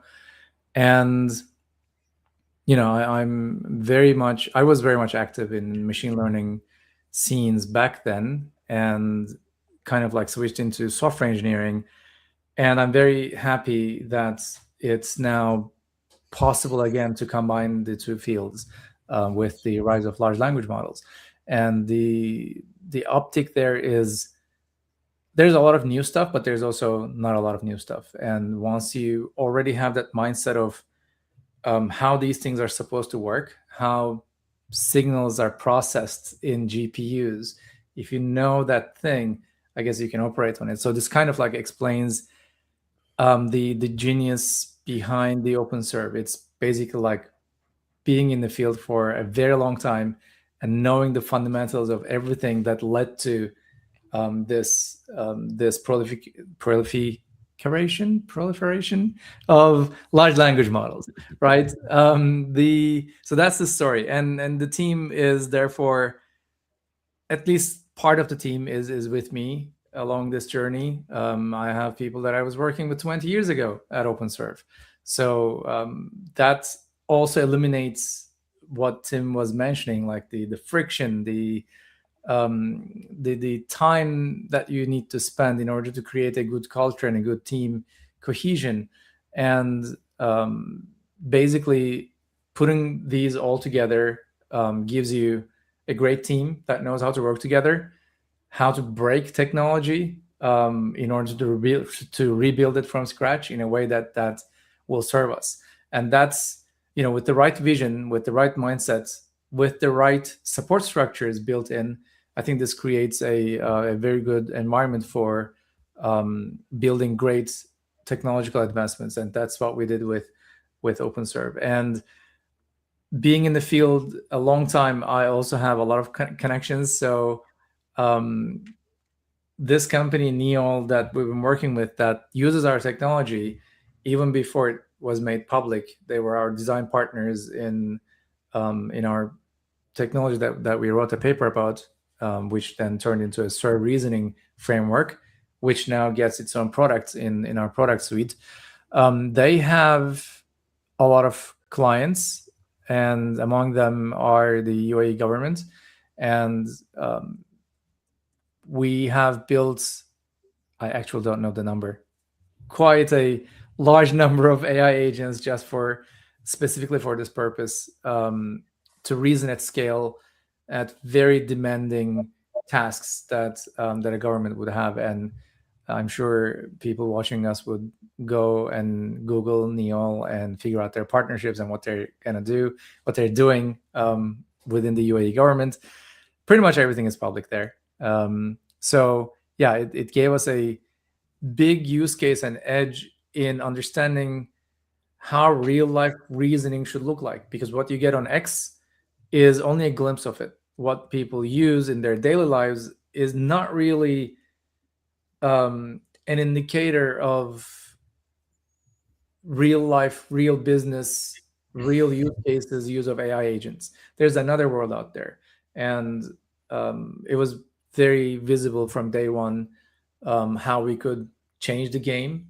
And I guess with the paper that we published, we have laid the foundations of how that was possible, with like up to 74 times performance per dollar, which is a metric that we came up with to kind of like measure the impact, the effectiveness of different AI models and different approaches, which is crazy. Come to think of it, like people are talking about 5% improvements, 10% improvements.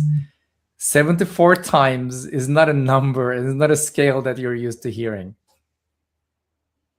Absolutely, absolutely, and I think that's something that's really fascinating is your because I think I saw something where the Serv Nano is like it Right. matched GPT 5. Can you walk us through Right. just how Serv models are kind of how they are versus other more popular models out there? So one thing to note here is, and I've been giving a lot of conference talks on this, and this is the main core theme. Like, we're barely scratching the surface of what these models can do. Um, evolution gave us a brain that can function on like 20, 30 watts of power. And these large language models draw in like 5 to 10,000 watts of power to give you a comparable performance. So we have a lot of room to grow, right? And it's not in the underlying architecture of these models. It's not in the compute. They're actually doing a great job. We just don't know how to work with them. We just don't know how to unlock their true performance. And that is basically how we approach this. These models, we ask them to reason. We just ask the wrong way. We ask them to reason in plain English in a way that we think would make sense, but it just doesn't to these machines, basically, like these algorithms. There's a different way, a much better, more efficient way they understand your actual intentions, and that's what we're putting into good use to draw that extra level of performance in all of these models. And if you look at our paper, we work with existing models there, like GPT-5 Nano, GPT-5 Mini, and you can see how they beat the performance of the top level models like GPT-5, being that that's where that number comes from, right? Like 74 times is like way more performance, faster, burns less tokens because it's way more efficient reasoning. And as a result, it gives you up to 74 times efficiency in the raw reasoning that you purchase per dollar. And that is basically what like existing models can do. Everyone thinks, hey, Nano, GPT-5 Nano is like 25 times cheaper than the flagship model. And it's visible in the benchmark. It's not really that great. But what if there's more to that story? What if you could do other things that we lay out in the paper, like a different way of prompting these agents in a bounded reasoning is what we call it. If you have a reasoning diagram and you give it to an agent, maybe you're going to improve its performance, is basically what we prove. And this proves that reasoning is a process. It's not a story. It's not textual exercise of like input and output. Reasoning is a process. It needs decision points, it needs questions and paths that diverge based on the answers to those questions. And if you take a user input and turn that into a process and feed a large language model with that deterministic process, you get way better results, is our thesis, and what our results are talking about, basically.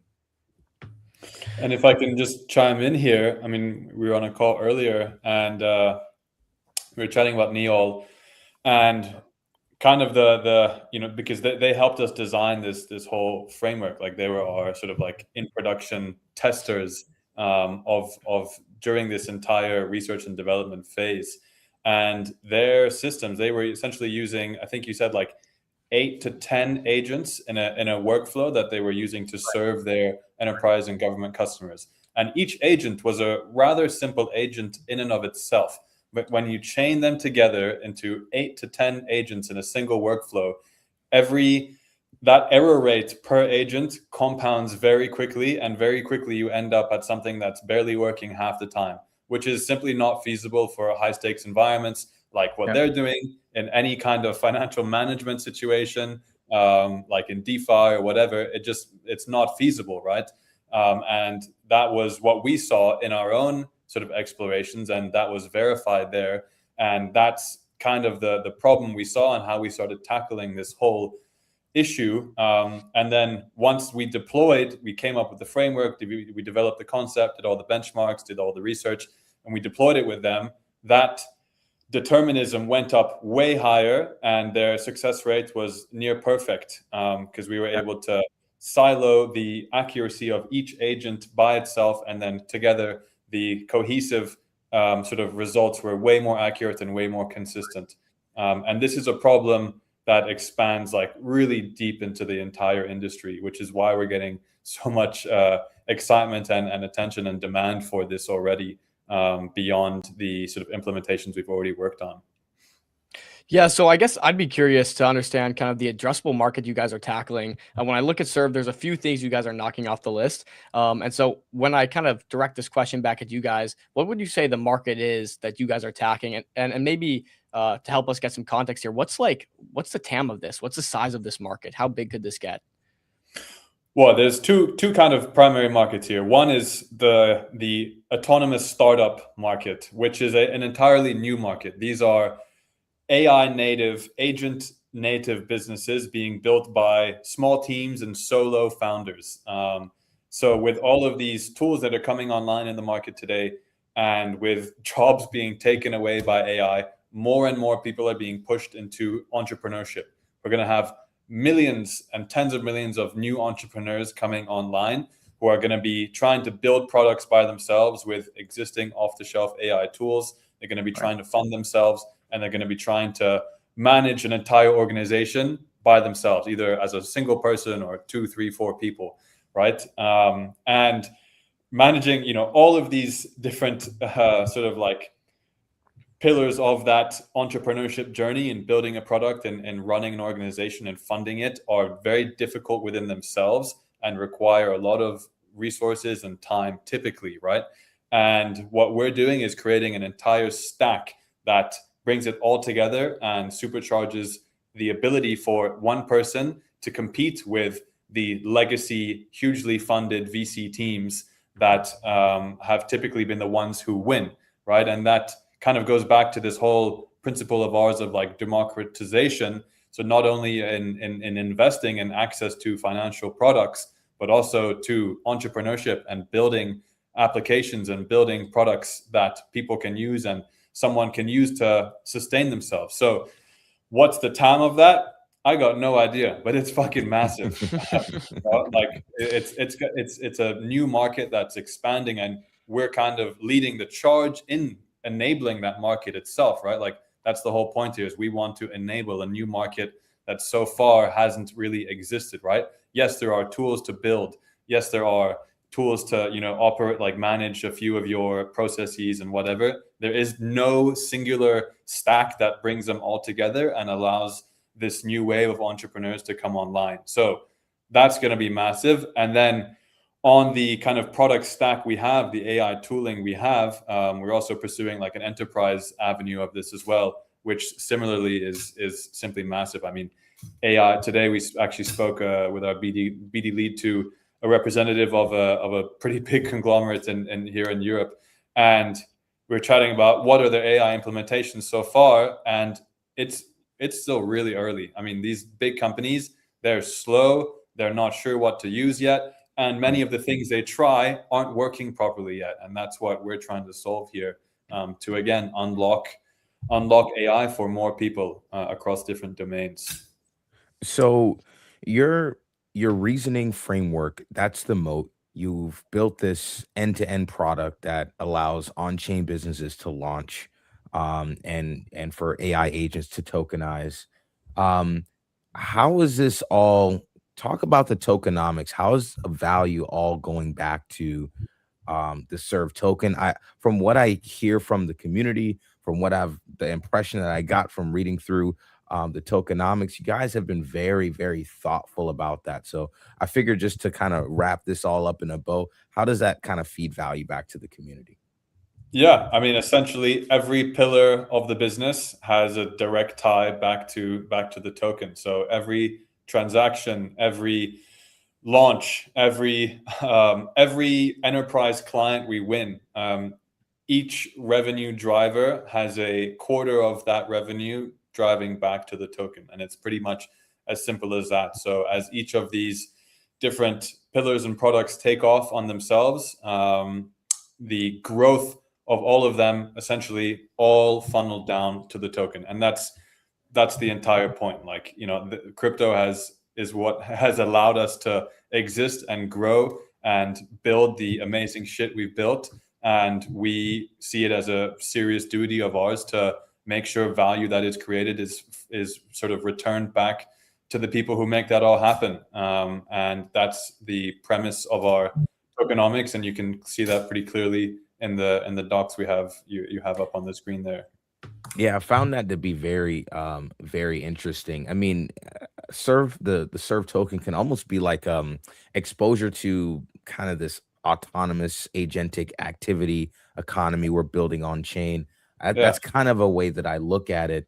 But just to get a high level thought from you guys, what does the future look like? I mean, will on chain just kind of house all of these businesses? Is this where the next generation of companies will the next unicorns, is this where they'll launch on Serv?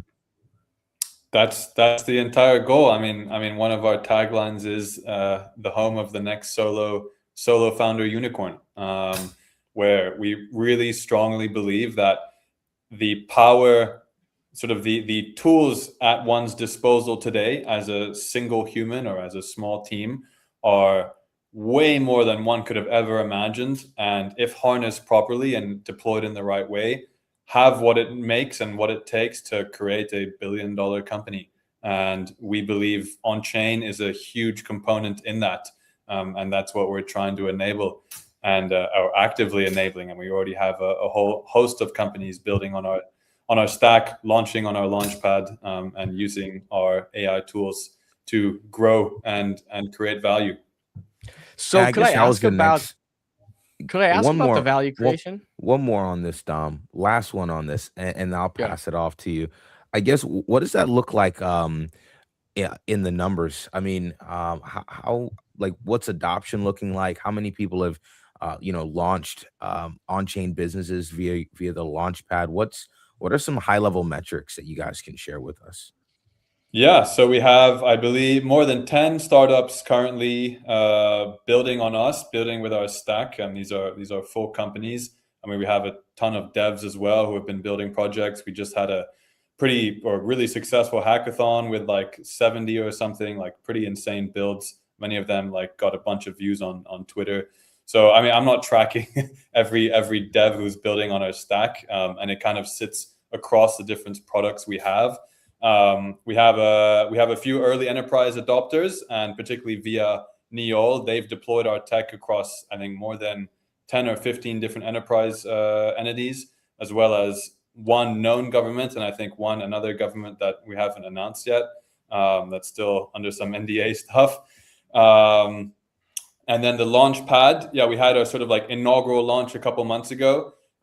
We essentially invented a new sort of launch mechanism. We've been tweaking that for a few weeks, and we'll be kicking off an entire new season of launches of companies that are building using our stack. These are companies, AI native, agentic native companies built on the Serv, powered by Serv, and launching on Serv. We have a bunch of them lined up. We're going permissionless as well. So anyone can use our self-serve products to build or power their companies, and then obviously launch on chain as well.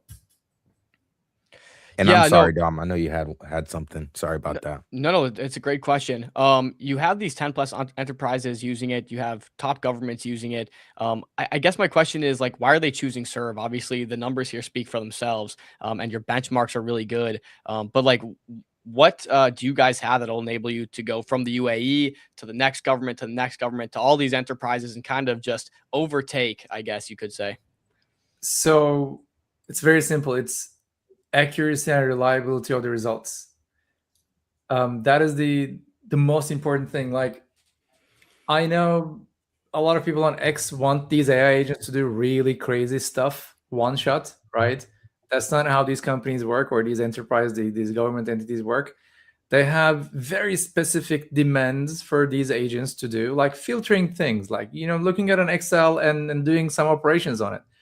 but they want reliability, that it has to work 100% of the time as expected. And if it doesn't, let's say it doesn't, like, right, it works like 90% of the time, that it should always work 90% of the time.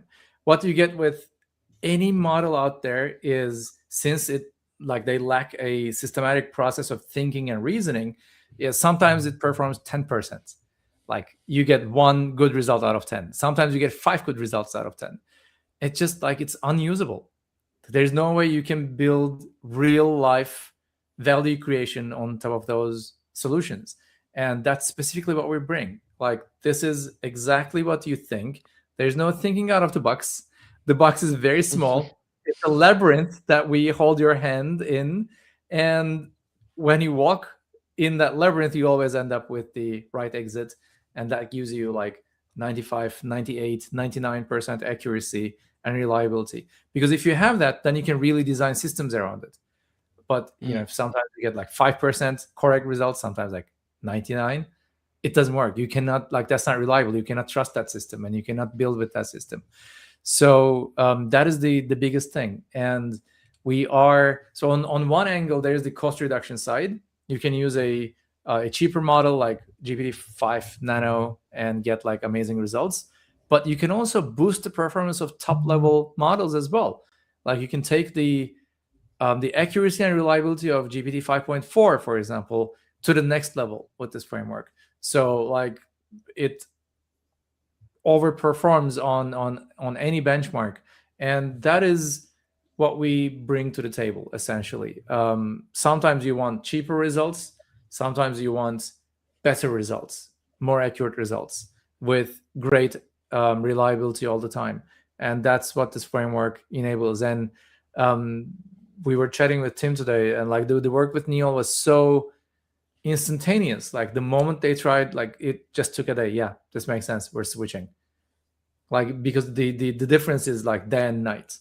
Yeah. Tens of paragraphs of system prompts replaced with bounded reasoning charts, and the accuracy is way better. It's an instant switch. So that was the journey, and that's what I expect in terms of adoption. Anyone building systems that need to work reliably will immediately see the value and understand what we're bringing. And at the highest level, we're solving real problems, and the friction to switch is minimal across our entire product stack, which is, 2 key factors that are going to be, or are already proving to be huge in the adoption that we're getting and will continue to accelerate. Right. Well, I think that's the key, right? It's proving to be huge, and we know the UAE government's very forward-looking. They're really great about adopting the newest technology. They always have been, or at least recently. Ministry of AI. They have Ministry of AI. Isn't that amazing? It is. They really, man. The last time when I was just in the UAE, December here, it's just crazy going into some of like the Museum of the Future and stuff, and just knowing the kind of innovation that they're trying to push through the UAE and like what's coming to Dubai and some of the bigger cities, and it's really incredible. It is. So you have the UAE sold. You're working here with Neil. Can you tell me a bit about the partnerships? And we're coming up on, we have like about 5 minutes left, so we're gonna have to kind of speed round here. But could you tell me about your partnerships, and then a bit more about Neil and that relationship? Yeah, I mean, we have a number of different partners, from data partners across through different companies doing in DeFi and prediction markets. And I guess you wanted to hear a bit more about Neol. I mean, maybe Arman, you can explain better what it is they do. So Neol, I guess, positions themselves as a network intelligence company, human networks, people networks. Think of LinkedIn. Your LinkedIn is probably like full of people, but it's dead connections. You don't know what they do. You don't know where they are. You don't know who can help you if you have a problem. And that's essentially what they excel at, finding the right person based on your need, whatever that might be. And I think that has a lot of correspondence in the government, because government is about connecting people and bringing the best that the country has to offer to work on any challenge, right? Like, there's a lot of hiring and partnerships going on within a government, and it's very important. Very simple use cases. You're gonna do an international conference, who are you going to invite? Who are the best people to speak on the topics on the agenda that you came up with? And you need a lot of reliability to answer that correctly based on real life data, based on what they did, based on who they are. These are the top picks. Or a very mission critical project, who should be in that project? Who are the top 5 with different personas, different personalities, backgrounds coming together? What would be a great match if I have this person already? Who would be great in complementing their skill sets to work on this project? These are like real world tasks that have real impact on millions of lives of people. So it's crazy. And then you need accountability there as well. Explainable AI is one of the topics that we're working in. Like, how did you come to this conclusion? Why do you think this person is a great fit for the search that we're doing? And if you don't have proper reasoning steps, it's impossible to answer that question. And if you go and ask ChatGPT, you're going to get a plausible answer that's not necessarily verifiable. You cannot verify the steps the agent took to come up with that response.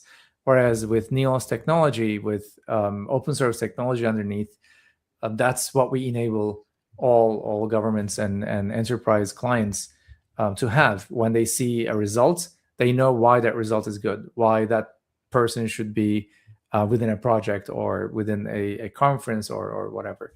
So that's how the technology is used in a high stakes environment. Got you. We'll ask a few community questions here, and then I got one on a roadmap as well. I guess what's the go-to-market here? You guys are doing well with the UAE. How do we expand this? We know Anthropic, for example, started as a smaller research lab, and now they're closer to $1 trillion company. I guess the question becomes, like, how can Serv do something similar? This research lab turned into multi-billion, $trillion company. What's the go-to-market? How do you take this to all enterprises and all governments, et cetera? Yeah, so I mean, I only have a few, like 2-3 minutes before I got to jump, so try and condense this. I mean, is that the main question you want to ask, or is there a more important one? I guess roadmap would be the crux of it all. Okay, yeah. So we have a BD team, a growth team that are actively leading the enterprise growth side of that, and that's obviously going to scale more and more as we land more clients. And then on the sort of like on-chain business side, obviously we have a marketing team that are executing different go-to-market strategies across different channels. And yeah, I mean, just scaling that through kind of traditional go-to-market avenues, winning clients, going viral on different social media pages, and winning through different channels, through word of mouth, leveraging our network. That's been a huge thing and a huge boon for us in these early days. And yeah, and then moving on to the roadmap. I mean, we have a pretty stacked roadmap. We have an entire more than like a year-long rollout of this reasoning product that's going to go through multiple stages and iterations, adding a shadow agents component where each output is validated by another agent. We're going to have a sort of like a new sharding architecture where the sort of like reasoning graphs are sort of contained into different boxes and components, and allows agents to be even more efficient with their processing and with their responses.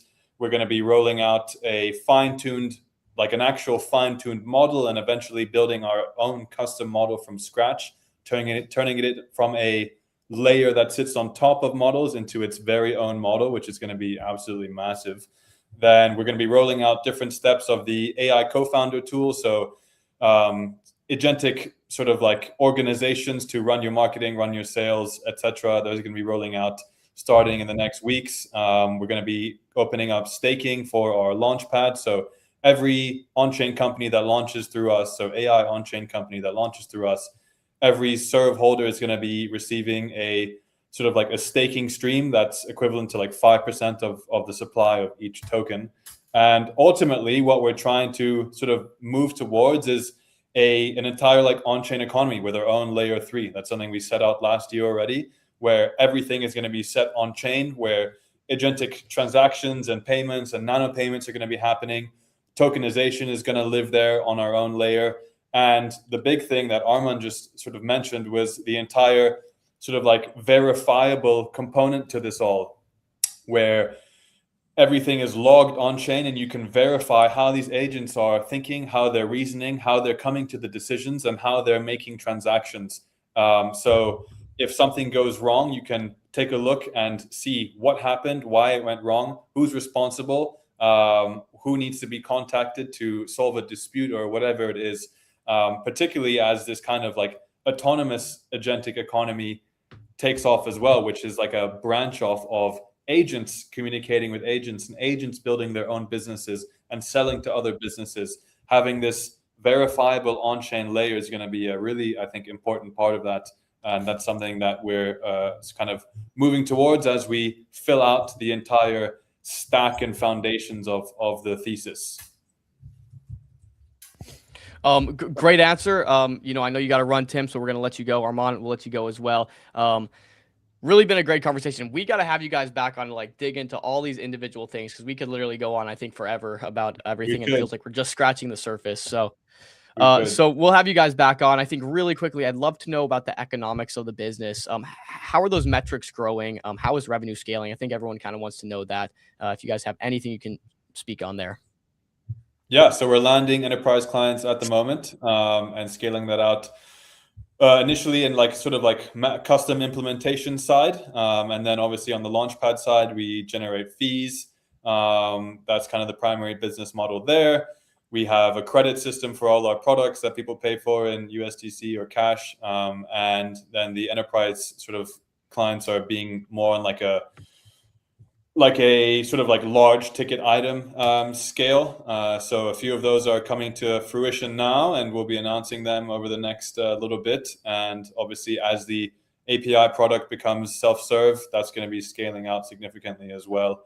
And we'll be sharing more and more metrics as they come online and as we're able to talk about them and as it makes sense to share with everyone. Sounds like a plan, guys. Where can people keep up with everyone? Keep up with everything going on with Serv? On our X, that's pretty much the primary place. In our Telegram, OpenServe AI, I think that's the TG and X handle for both. On our website, those are the primary spots. Awesome, guys. Well, it's been a fantastic conversation. Thank you guys so much for coming on stream here. Dom, I'll let you take it away as well. So you got something. Thank you. Nope, absolutely. Excited to chat soon, guys. We'll have to get you back on, but keep pushing. It's nice to see 2 years strong, and you guys are really making it happen. So absolutely love it. Thanks, everyone. All right. Great work, guys. Until next time. Take care. Dude, what a... There we go. What a... the tech, the team, the roadmap, you know, it's all looking exciting. It's all looking good. I know we have Fed from Printr here coming up in just the next few seconds.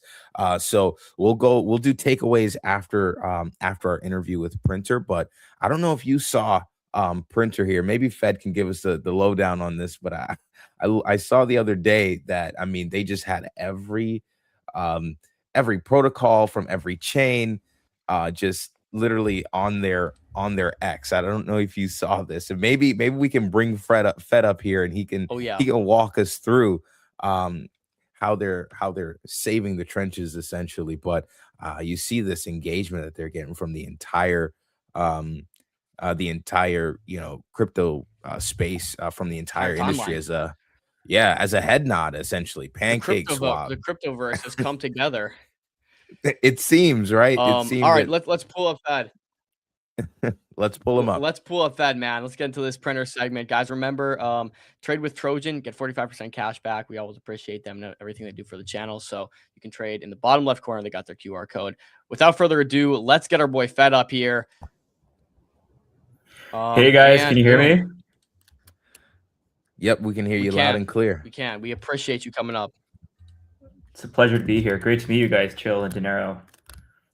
Absolutely. Good to meet you as well. Absolutely. I mean, I can only imagine how things have been for you the last 24, 48 hours.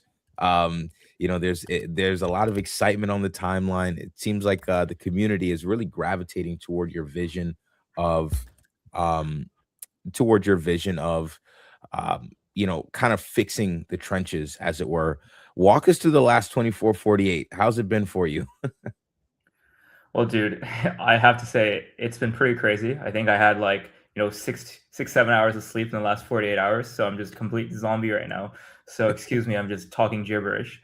But dude, it's amazing to see, right? We were quite blown away by the support that we've seen, across the spectrum. Every leading foundation was supporting us, every major DEX protocol. Like, we've seen some of the leading voices in the trenches on chain, all very excited about what we're shipping with Printr v2. So it really caught us up by surprise. We were really hoping that this was what people wanted to see, because we have been very actively listening to, what are the problems and pain points that people have been complaining about in the trenches for months now. But it's very validating to see people say, oh, this is really cool. This is exactly what we want. So it's been exhausting, but so relieving at the same time. Absolutely. It's always good to Fulfilling, build I'm up sure. so much. Yeah, fulfilling, validating, all the words. So as far as the platform is concerned, we definitely want to talk about it. I want to talk about that article that you wrote about, how you guys are fixing the trenches, but maybe the best place to start, just a little background on yourself, what brought you to building Printr, and walk us through the Printr story till now. Yes, sounds good. So I'm known as Fed online. I've been the founder of Printr for the last 2 years now. My background, I started my career in strategy consulting, more of a traditional corporate path. Did 2 years of strategy consulting, and then did more like corporate strategy and ops in like various tech companies. In my previous role, I was leading a DeFi at Axeler, and that was when I was really kind of known as like the interop or cross-chain expert. And how Printr initially came about was we wanted to build like the first omni-chain launchpad after we saw the initial launch of Pump. I thought what Pump did was, very like a genius, right? They were the true pioneers in combining this easy code-free token creation with instant liquidity. And you guys might not believe it now, but like this was 2 years ago. It seemed like we were clearly going to this world of like hundreds, if not thousands, of blockchains. The biggest problem was the liquidity, the user fragmentation, and when it comes to tokens, right? We all know it's all about distribution. If you can reach more users, more liquidity, the token will just grow faster. So the original Printr thesis was that, in this cross-chain context, if we can build an omni-chain launchpad that lets people deploy tokens on multiple chains where they get like wide distribution, wide visibility, these tokens should do better. So that's how like Printr began. The Axeler founders loved the idea. They wrote me the first check, and we were able to raise a quick pre-seed round, and then off we went to it. How Printr has really evolved to what it is today was that, what we learned throughout the journey was that omni-chain is really difficult to build. So we unfortunately hit the market quite late. Despite starting quite early, we only launched the first version, I think in October 20th of last year. So right after like 1010. And the environment we found ourselves was in like a completely different market environment. Right? There was like a complete sap of liquidity. And when there's low liquidity, people don't exactly want to launch cross-chain. So even though we saw quite a bit of like initial traction, it quickly like died off. So we really had to go back to the drawing board and say like, now that the activity is really consolidating on one or two chains, what are the real problems that people are facing on chain? And like, what are the real things that would make people change from an existing launchpad like Pump to somewhere else? And that's really the genesis of Printr v2.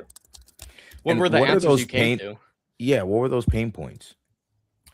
Great questions. We really boiled it down to a few things. The first thing we noticed was that traders don't hold anymore. And, I come from like the ETH era, where back then, like everyone will hold for ages, and you saw $1 billion tokens, over the timeline of like weeks, if not months. And what we see now is like people are holding for like 10, 20 seconds at a time, right? And the reason people aren't holding is because there's really no incentive to hold, which showed us the next problem, which we believe was just clearly misaligned incentives. We're in this environment where creators basically take little to no risk. They get the majority of the fees, and they are able to supply lots of supply, very cheaply and very obscurely, right? So because of these reasons, traders are then, not trusting the on-chain environment, and they're trading and holding for like 10, 15 seconds. So we said the whole incentive system has to change. We need to redesign and change people's behaviors through incentives. And this can only happen at the launchpad level. So we saw this as a huge opportunity for us to build a launchpad that actually rewarded holders, and bring back the good old days where we actually see billion-dollar runners and people actually hold more than 10-20 seconds. No, that's a absolutely massive vision, and I mean, it's no easy feat, right? It's no easy feat.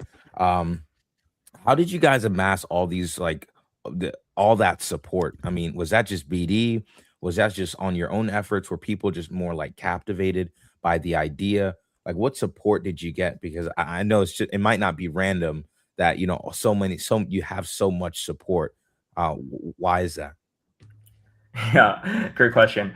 I think we're fortunate enough to be, well connected with a lot of these different partners because, I've been in the industry for quite some time, and given my previous role at Axeler, I already knew many of these partners for a long time. So there was definitely pre-established trust. But I also think in crypto is that, if you really take a step back, there's not that many projects that are truly innovating, right? We see a lot of different teams building different things with slight twists, but there isn't a lot of 0 to 1 innovations where it's really fundamentally something different. And I think the partners and from foundations to DEXs, everyone sees that when you're really trying to bring something new to the table and actually answering problems that people are actually very vocal about on CT versus maybe building just a thing that venture capital funds like the next prediction market. So I think between these things, we're able to win over a lot of hearts and minds, and we're very grateful for our partners and their support. Could you walk us through a little bit of the four-way alignment problem that you mentioned here in this tweet? You mentioned some of the reasons launchpads haven't done well and some of the issues you see. How do you fix those? Can you kind of practically walk us through the solutions you've solved for? Yeah, great question. So one of the mechanics we're introducing is called proof of belief staking. And it's quite a simple concept that we've seen actually before with a lot of utility projects previously in the EVM world. And the idea is that if we give a good chunk of the fees first back to the community, and in this case specifically to stakers, you now directly have incentives for people to hold, right? More than 10 to 20 seconds. There will always be people who are mercenaries and traders, but we believe when there are big amounts of money at play, people always follow the incentives. So this will cause people to hold. So, and when people stake and hold for a certain amount of time, this creates more trust, right? Because right now, as you guys know, with on-chain, it's game theory, right? It's if I don't dump, someone else might dump on me. And people say all type of things, but unless you have trust in a smart contract platform, people might just dump on you in side wallets. So we thought with a staking solution, not only does it incentivize people to hold, but now you directly have trust and transparency of how many people are showing their belief or showing their conviction of this token. So it sends another signal to traders. And we believe this creates this flywheel effect where the more people stake, the more comfortable the other people are to hold as well. And then more people are going to trade this token because if more of the supply is staked, it's more likelihood that this token will go higher, right? Almost like a transparent bundle. And if more people are then trading this token, then there's more fees for the stakers. And it creates this positive reflexivity that we think is what's going to help us create the next billion-dollar runner. Okay, so you mentioned fees for stakers. Does that mean when you stake, you actually get emissions from maybe the fees generated? Great question. So I think it's also very important to talk about the new fee structure that we've introduced with Printr. So with Printr, we decided that we're just going to charge a flat fee. So we charge a 0.4% flat fee on the bonding curve and only 0.2% post-bonding curve. And I think it's important to emphasize this is by far the lowest fee structure in the industry. Pub charges over 1% for most tokens up until it's 10 mil market cap or more. Bonk classic mode still charges, I think, 0.3 or 0.33%, and we're only charging 0.2. So this should directly benefit the trenches, right? Because the platform is taking less and we're giving back to the ecosystem in one way or another, whether it's staking, buybacks, or compound liquidity, whatever. But in the staking example, the user can basically set whatever custom fee they want. They can set the custom fee to be, let's say, 1%, and Printr then takes its 0.2%, 0.2%, and then Meteora charges 20% on top of that. So in this case, the total fee would be something 1.3, 1.4%, something like that, right? But then the 1% fee portion that the user set will all go to the staking pool, and it will be distributed to stakers in the staking pool. And how that's calculated is based on how much someone stakes and also how long someone stakes. So if someone stakes for like, I think 180 days, they get a 3 times multiplier. And so now not only are we incentivized being able to hold, people get paid more for holding longer. Does that make sense? Absolutely. Yeah. I mean, it makes a ton of sense. I think what you guys have done really well is you've realigned the incentives. I mean, you guys haven't been live on your platform for no longer than like 24 hours. What kind of early traction are you guys seeing? How many launches? What's the volumes looking like on your platform? Maybe we can get some headline metrics. Absolutely. So this is just rough numbers because our dashboard is still being updated. But we did see at least one runner already called the Belief token. At its peak, it ran to over like 6 million. I think now it's coming back, staying steady around like 3 million, which I think is quite good for this market environment. I think we've seen overall in total around like 25, 30 million in volume, which I think is also, I don't know what the exact market share of this day compared to the rest of the Launchpad segment, but I think it either puts us number 1 or number 2. Well, I'll tell you this, Fed. I think that this is probably one of the most exciting things to hit crypto here. I'm not lying to you. I'm looking at all of these charts on your Launchpad. And from a guy who's been trading back in ETH on chain, and I've watched the entire on-chain environment change and become what it is now. You're like, the market loves what you're doing right now. Like, I'm looking at these charts. Your ecosystem is pumped, like, just, it's going crazy right now. And I think that's a really good signal from the market and really good validation for you as a founder. So congrats on that. I mean, what are you most excited about coming up next? First of all, that means a lot to me. And I will just say, for me and the Printr team, we're just taking a more long-term view here. I think when we're building V2, we knew, for example, we could have charged higher fees like the rest of us and just make more short-term profits. But I also believe that if we're just to play that game, right, the market itself will actually eat itself. And that like maybe a year or two from now, there won't be the trenches. There won't be on-chain trading because we've just exhausted all the market participants, right? Nobody wants to play a game where they feel like it's not fair. Mm-hmm. So by us making less money in the short term and just charging a smaller flat fee and having these more incentive structure that give back to the community, we really think we'll actually grow the market and grow the pie for everyone and make it just far more sustainable. So that's really like the long-term view we're taking here.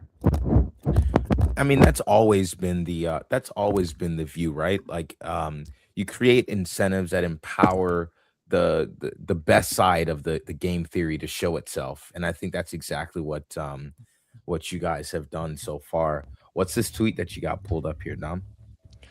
Yeah, Fed. So maybe you can speak a little bit on this. You said the best infrastructure disappears. You don't think about it, you just build on it. And I think that's exactly right. Exactly the truth here. Can you tell me a little bit about your thoughts and how Printr V2 is just like this backend infrastructure that people aren't thinking about? It just kind of blends in seamlessly. Yeah, absolutely, guys. So, I want to take a step back, right? And like ask ourselves, like, what is really a launchpad like that we associate with today? Like, from my perspective, a launchpad is just simply a platform that lets anyone now create a token without any code and give it instant liquidity for people to start trading it. Sure. And to me, when I just listen to that sounds like a positive innovation for crypto, right? That sounds like we're democratizing access, letting anyone participate in crypto and have all kinds of use cases, whether it's distribution, capital formation, whatever, right? But if you ask about someone who's in the industry for a while now, what they think of Launchpad, Pump, everyone has a very negative stigma, right? And we just don't believe that has to be the case. I think like people have such a bad stigma because of what they've seen so far since the initial start of the Launchpad meta. But how we see it, especially with Printr, is that token creation is a core primitive of crypto. And if we really believe crypto is getting broad adoption, which we're seeing right now, and billions will come on chain, I have to believe, based on first principles, people want to launch more tokens. And if people want to launch more tokens, surely we believe people want to launch tokens in different ways, because in different situations, different contexts, we believe there isn't a one-size-fits-all solution. So what are we doing then? We're trying to build the infrastructure that takes Launchpads to the next level by giving like creators full optionality to customize like every basically core token creation parameter, whether that's like what the fee is, how the fees are distributed, buyback, staking, compound liquidity, a mixture of all of them, to like the starting market cap, graduation market cap, liquidity profile, token supply, whatever asset you want to pair it with. Anything you can think of, we want to be able to enable someone like my mom, who knows nothing about coding or crypto, to be able to launch a token however they like. That's the ultimate vision for us, right? And we have to do it in a way where it's so seamless and smooth that, like, again, like someone like my mom just click a few buttons and do it. And that's what I mean by this tweet. The infrastructure, like something like this, just needs to feel like it's like a simple game, right? Where people click a few buttons and they can launch tokens however they like, in whatever context they like. And through that, we hope that we can actually make people see that launchpads are not necessarily a bad thing. It's not something you got to like feel really bad about, like associate with like scams or things like that. And it could actually be a tool that's very empowering for people to onboard into crypto. So, Fed, this is kind of like the conversation going around Twitter. We're seeing a lot of like, is friction actually a bad thing, right?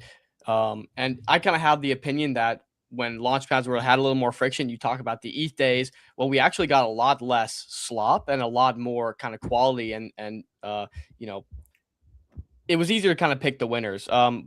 If you had to answer that question, do you think friction is a good thing or a bad thing when it comes to launching tokens?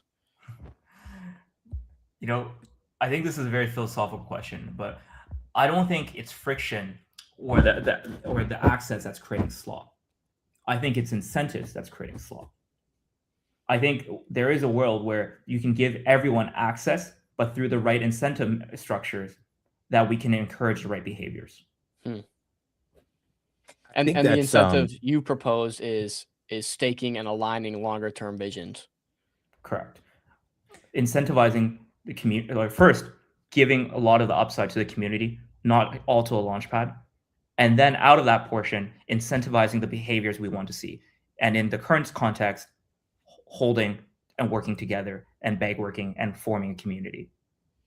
How do you provide a lot of optionality for your launchpad without it being too daunting? You said, look, you want your mom to be able to go on there and click a few buttons and boom, she's launched a token.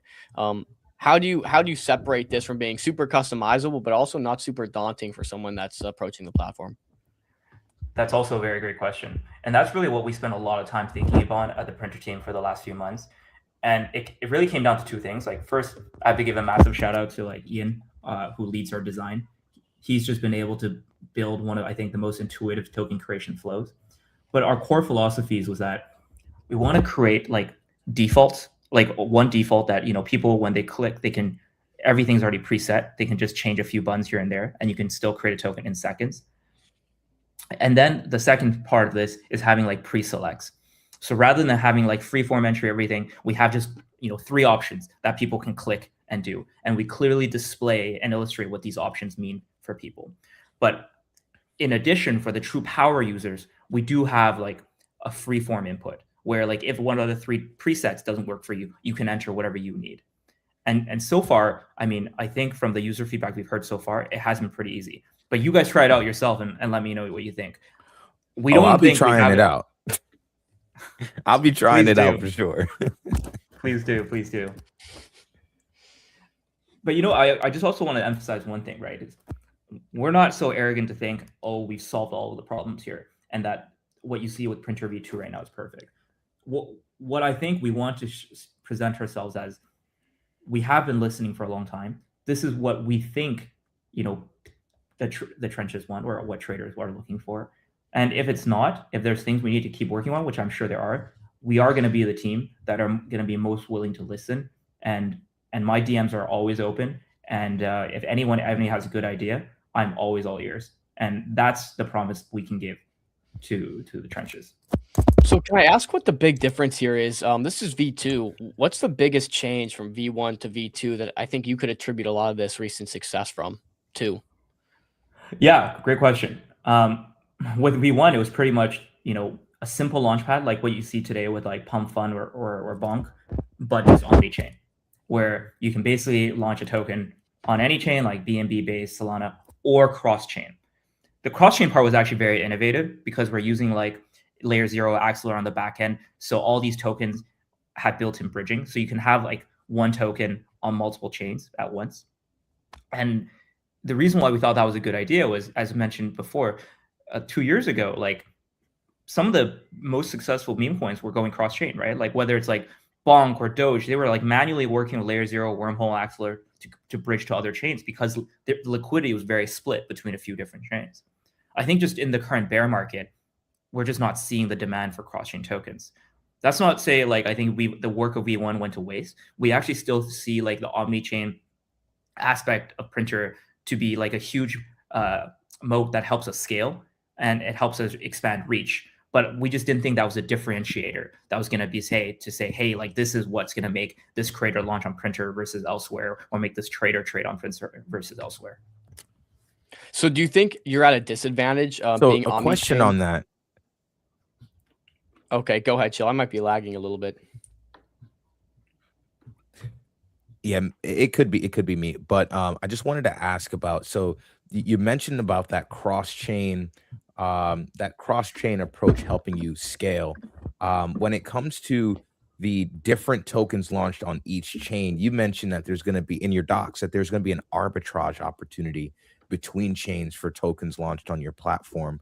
How does that play into a broader ecosystem that you guys see coming out of this? Because that almost creates like DeFi opportunities within the Printr ecosystem.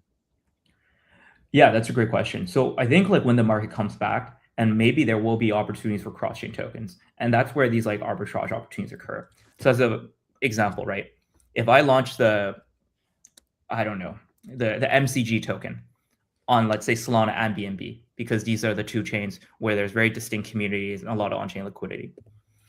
These two tokens are actually connected by like a built-in bridge powered by layer 0 on the back end. So let's say if someone is buying lots of MCG tokens Solana and the price spikes to, let's say, $1, and it's still like 50 cents on the BNB side. What a smart trader or bot can do is buy it on the BNB side, bridge it using the Printr API or the Printr front end to Solana, sell it there at the higher price, and make arbitrage profits in between. And through them selling a Solana, that will then bring the price down on Solana. And when they bought on BNB, it drives the price up, which makes this a price equalize out. Do you see what I mean? And through that, it creates these DeFi opportunities where these arbitrageurs can make money while keeping these markets across different chains more efficient. Wow. If anyone is listening, I need to be involved. If you're building this, I need to be involved.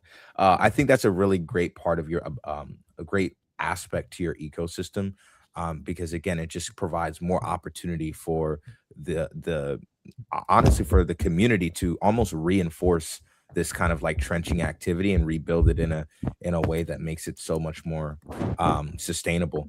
Dom, I know I cut you off. Feel free to shoot with your question. Sure. I mean, we kind of see the emergence of cross-chain. I think with FOMO, you see a lot of traders now having access to both Base, BNB, Solana. And it just seems to be something that's been an issue for so long that everyone's been trying to solve is how can we just have liquidity from all these different chains be accessible to, in one place. I don't know. How are you seeing the emergence, I think, in general, of just people going cross-chain and wanting to have access to multiple chains in one place?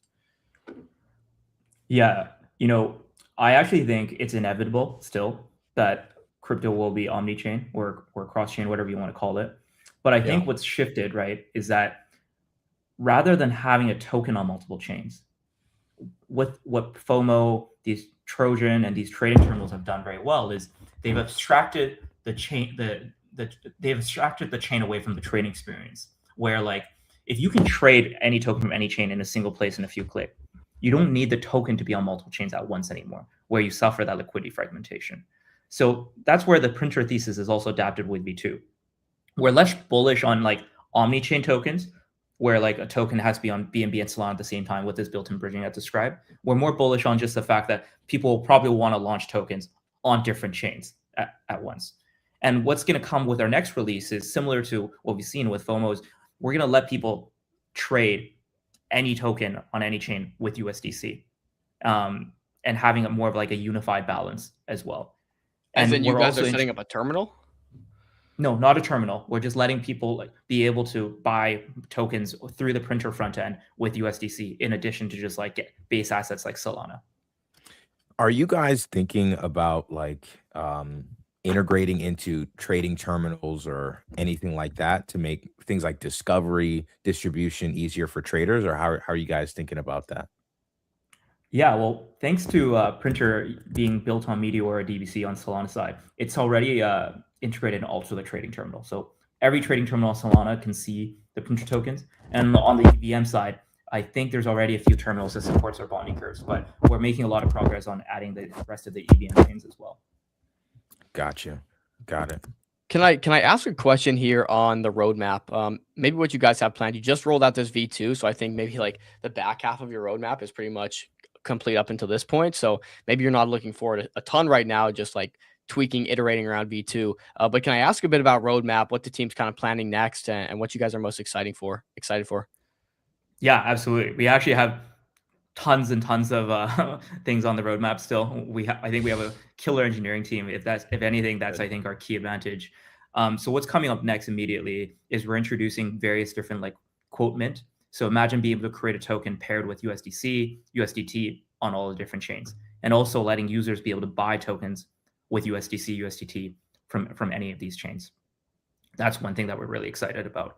We're also planning to roll out our own like mobile app to help with like distribution and let people like trade and create on the go. And finally, we're also thinking about adding in like allocations so people can build like full tokenomics on any chain using Printr. On the go-to-market side, we are planning our TGE soon. We believe because as a consumer product, having a token will massively help with distribution and building our own community and creating more loyalty for the Printr platform. And as part of our TGE, we are planning to actually do an airdrop. I know people have said they'll do an airdrop. They don't do. We promise we will be doing an airdrop on TGE. And, this isn't a pump fund situation? No, this is not a pump fund situation. Okay. And I know people have lost trust at words at this point, so I won't say more. I guess people will just have to wait and see. But we do have a points program. And so if you're trading or creating tokens on Printr right now, you are getting points, and that will be reflected when we do the airdrop. Okay, so you mentioned trading and creating tokens on Printr. Talk to me about pipeline. I think the one thing we see in a lot of these launch pads where they fall short is, hey, maybe it's a great new innovative launch pad, but if no one's launching on your launch pad, if you have no pipeline, it's tough to get anywhere. Are you guys going and curating a pipeline? Are you talking to people that are planning to launch? How are you guys doing that? Yeah, I think that's a very good question as well. How I see launchpads is that it's really like a marketplace, right? It's a two-sided marketplace between creators and traders. And like any marketplace, the cold start problem is super hard. It's like the chicken and the egg place. And I will say like that was my biggest concern with launching Printr V2. Like, were we going to be able to have enough quality developers to want to launch token on Printr? Are we going to have enough like users or traders for them to want to launch there? And I think what we've seen in the last 12 hours is, at least for now, it seems like we solved the cold start. I think we have more than enough attention, creators and traders on the platform that it has created and started this flywheel effect. So, just in the last few 12 hours, like I've been getting tons and tons of like very quality devs asking me like very good questions about the new Printr features, when they should launch, how they should launch, and how we can support them. So, with that said, I think we have a pretty high degree of confidence we're going to keep seeing lots of quality creators deploy on Printr. And so is that kind of a big moat, would you say, of Printr and all these other launch pads, is like, hey, if we can get these tokens from 0 to 1 just purely off of distribution and attention on our launch pad, it's going to kind of attract more tokens and more launches, more deploys, and the flywheel kind of spins that way? I would say so. I think like one of the things that I really didn't appreciate when I first started building Printr was how strong the moat and network effects is, because I always knew it was a marketplace and that we had to like cold start this thing, right? But I don't think anyone really understands how hard it is to get these like terminals, screeners, all of these infrastructure to support your new launchpad. And that is actually the bigger like chicken and egg situation. Until they see serious motion on your launchpad, nobody wants to support you. But if these infrastructures don't support you, then you're not going to get serious motion, right? Right. And building a quality launchpad these days really requires like, you know, a lot of like good engineering talent, a pretty sizable team. And I truly believe like if you don't have like venture capital or a good amount of capital to get yourself started, it's super hard to break in. Like if you look at like, you know, Bonk or Bags, these like launchpads that were more like quote unquote like simple, right? They were more like a pump fund fork and you can do it with smaller teams. I think those days are over. I think if you want to really bring innovation, be competitive, you need to be like a team with serious capital, very good engineering. And on top of that, you have to be able to solve the cold start problem. And I think when you put that all together, it's just super hard. I was like joking with my team. Like, I'm like, guys, if Printr V2 fails, like I'm just going to go buy pump tokens at this point, because I don't think anyone else other than us is going to be able to break through if this doesn't work. No, I mean, it's the truth, but we don't want to be naive here, right? At some point, there are going to be peaks and troughs, and attention's going to come and go. And how are you guys planning to keep that attention, right? We mentioned the flywheel, more deploys keeps it more attention going. But what if there's not? Do you guys have a plan in place to continue to put attention coming back to your platform? Yeah, I think like it's a combination of two things, right? I think one, we will just keep shipping innovative product features that we think the traders and developers want. I think, you know, I do always believe that in the long run, it's all about like being product centric and actually shipping things people want. And then in parallel on the go-to-market side is we will keep giving back to the community, not just via these fee mechanisms, but after we have the token via generous incentive programs, right, that actually reward our most loyal deployers and traders, so that they have, I guess, allegiance to Printr. You know, I was one of the major beneficiaries of Hyperliquid airdrop, and I have a lot of admiration for Jeff and the Hyperliquid team. And you know, we really have like taken lots of notes on how they were able to convert, you know, this group of mercenary perp traders to one of the most like loyal evangelists in the perp tech space. So we hope to achieve the same, albeit we're not as rich as Jeff. So we did have to raise venture capital, but we do believe in the same spirit that like by, you know, giving back to the community, hopefully making them rich, that we can evangelize even the most mercenary on-chain traders. Do you think any launchpads have people's allegiance right now, or do you think it's kind of an open door?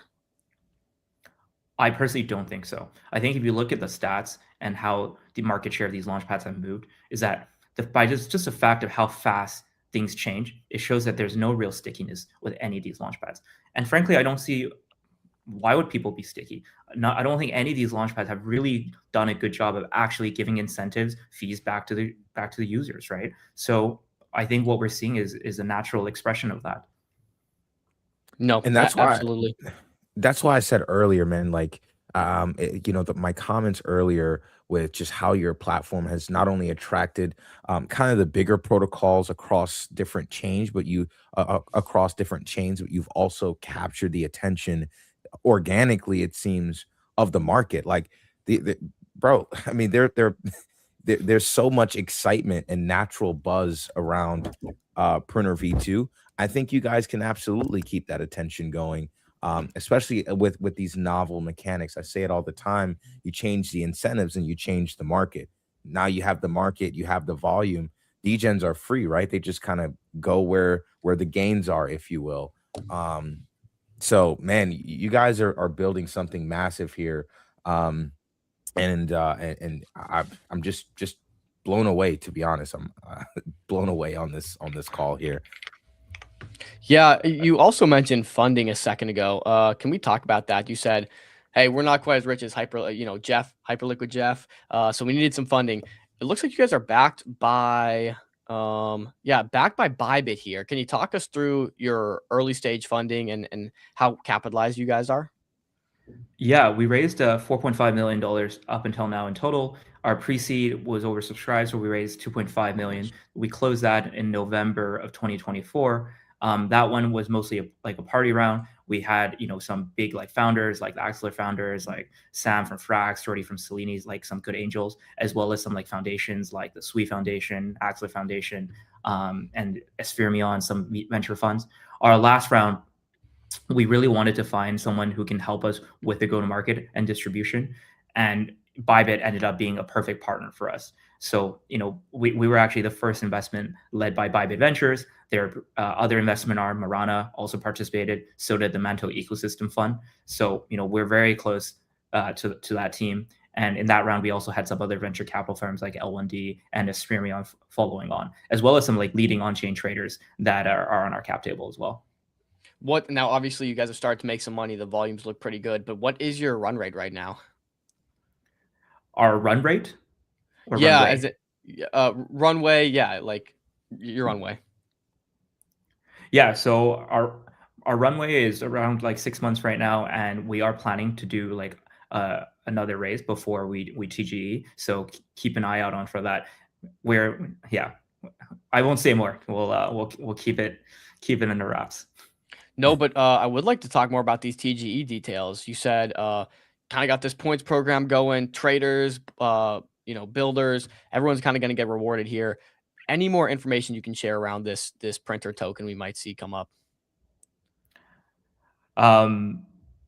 Yeah, I mean, I think with the print token, what we want, really the goal of this token, right, is to create to galvanize a community and have a vehicle for people to be able to benefit from a lot of the things that's going on the platform. And we really hope that through the token, we can actually have like more distribution, create more loyalty and evangelize some of these traders. That's the purpose of the token. And in terms of the timeline, we're thinking of like of doing it pretty quickly to build on some of the momentum that we currently have. So that's what I'll say for now. Alpha, absolutely love it. Also on that Bybit conversation, and now we've seen a lot of Coinbase, all these centralized exchanges. They have these arms that go and do stuff like this. But are you guys planning on having your tokens available on a Bybit or a centralized exchange, or maybe like their DEX verticals? Great question. So for RTG, the print token will be on leading centralized exchanges, and there will also be on-chain liquidity. Got you. Okay, I pretty much covered most of what I was looking to chat about today. Chill, if you have anything left, let's shoot that out there. Same with chat. No, I think I'm good. Honestly, just really excited.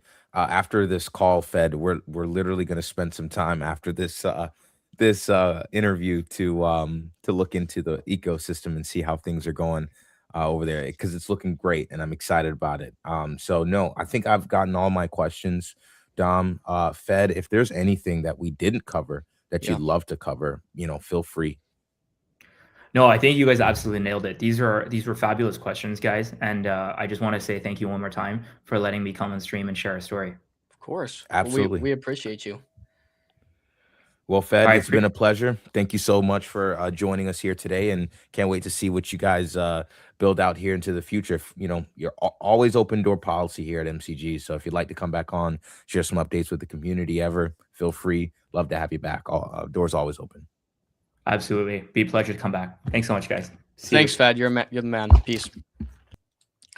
Okay, boom. That is pop. Bro, did you see some of the volumes? Pause the entire show. Chat, pause the entire show. We are gonna go straight to Printr. I'm like looking at the volumes of this thing. Let's see. Where was it? Belief? This had 8 million in volume. I'm not sure if this is 24 hours or. I mean, go ahead, take it. All right, so let's look at I'm gonna share my screen here, and I'll show you guys real quick. So here's the pulse, right? The pulse, and by the way, this is connected to Trojan, so you can kind of use the trenches section on Trojan, and you can filter by a whole bunch of different filters here. But I'll absolutely be trenching on Printr. I mean, so far the volumes have been absolutely insane. Dude, I'm such an idiot. I did have another question. I wanted to ask if they're going to be focused mainly on meme coins or utility. I completely forgot about that question. How could I do that? Well, I think the platform is permissionless, right? So maybe they Maybe they do plan, but like I think at the end of the day, it's all what makes sense for a project, right? If you're a project, you now can if you want to do like equity on chain type of angle, you have Bedrock.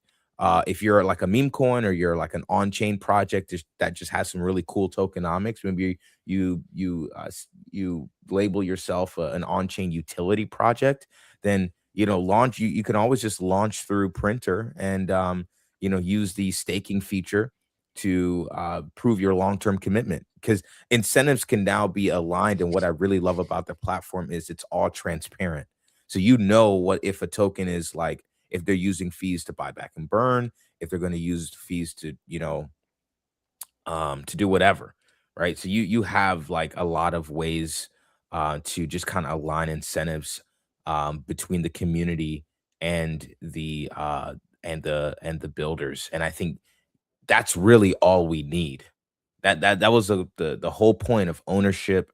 The whole point of Futarki is, how can we as a community get exposure to the token, and how are our incentives aligned in such a way? And I think this platform has a way of doing that that the market loves. Obviously, you can see that. You can look at the volumes here, and you can see the amount of volume that's being traded on some of these things. So the market definitely values it. And I think for some projects, it's just a matter of what makes the most sense for them. There's so many different ways to launch now. It's kind of more on them than anything.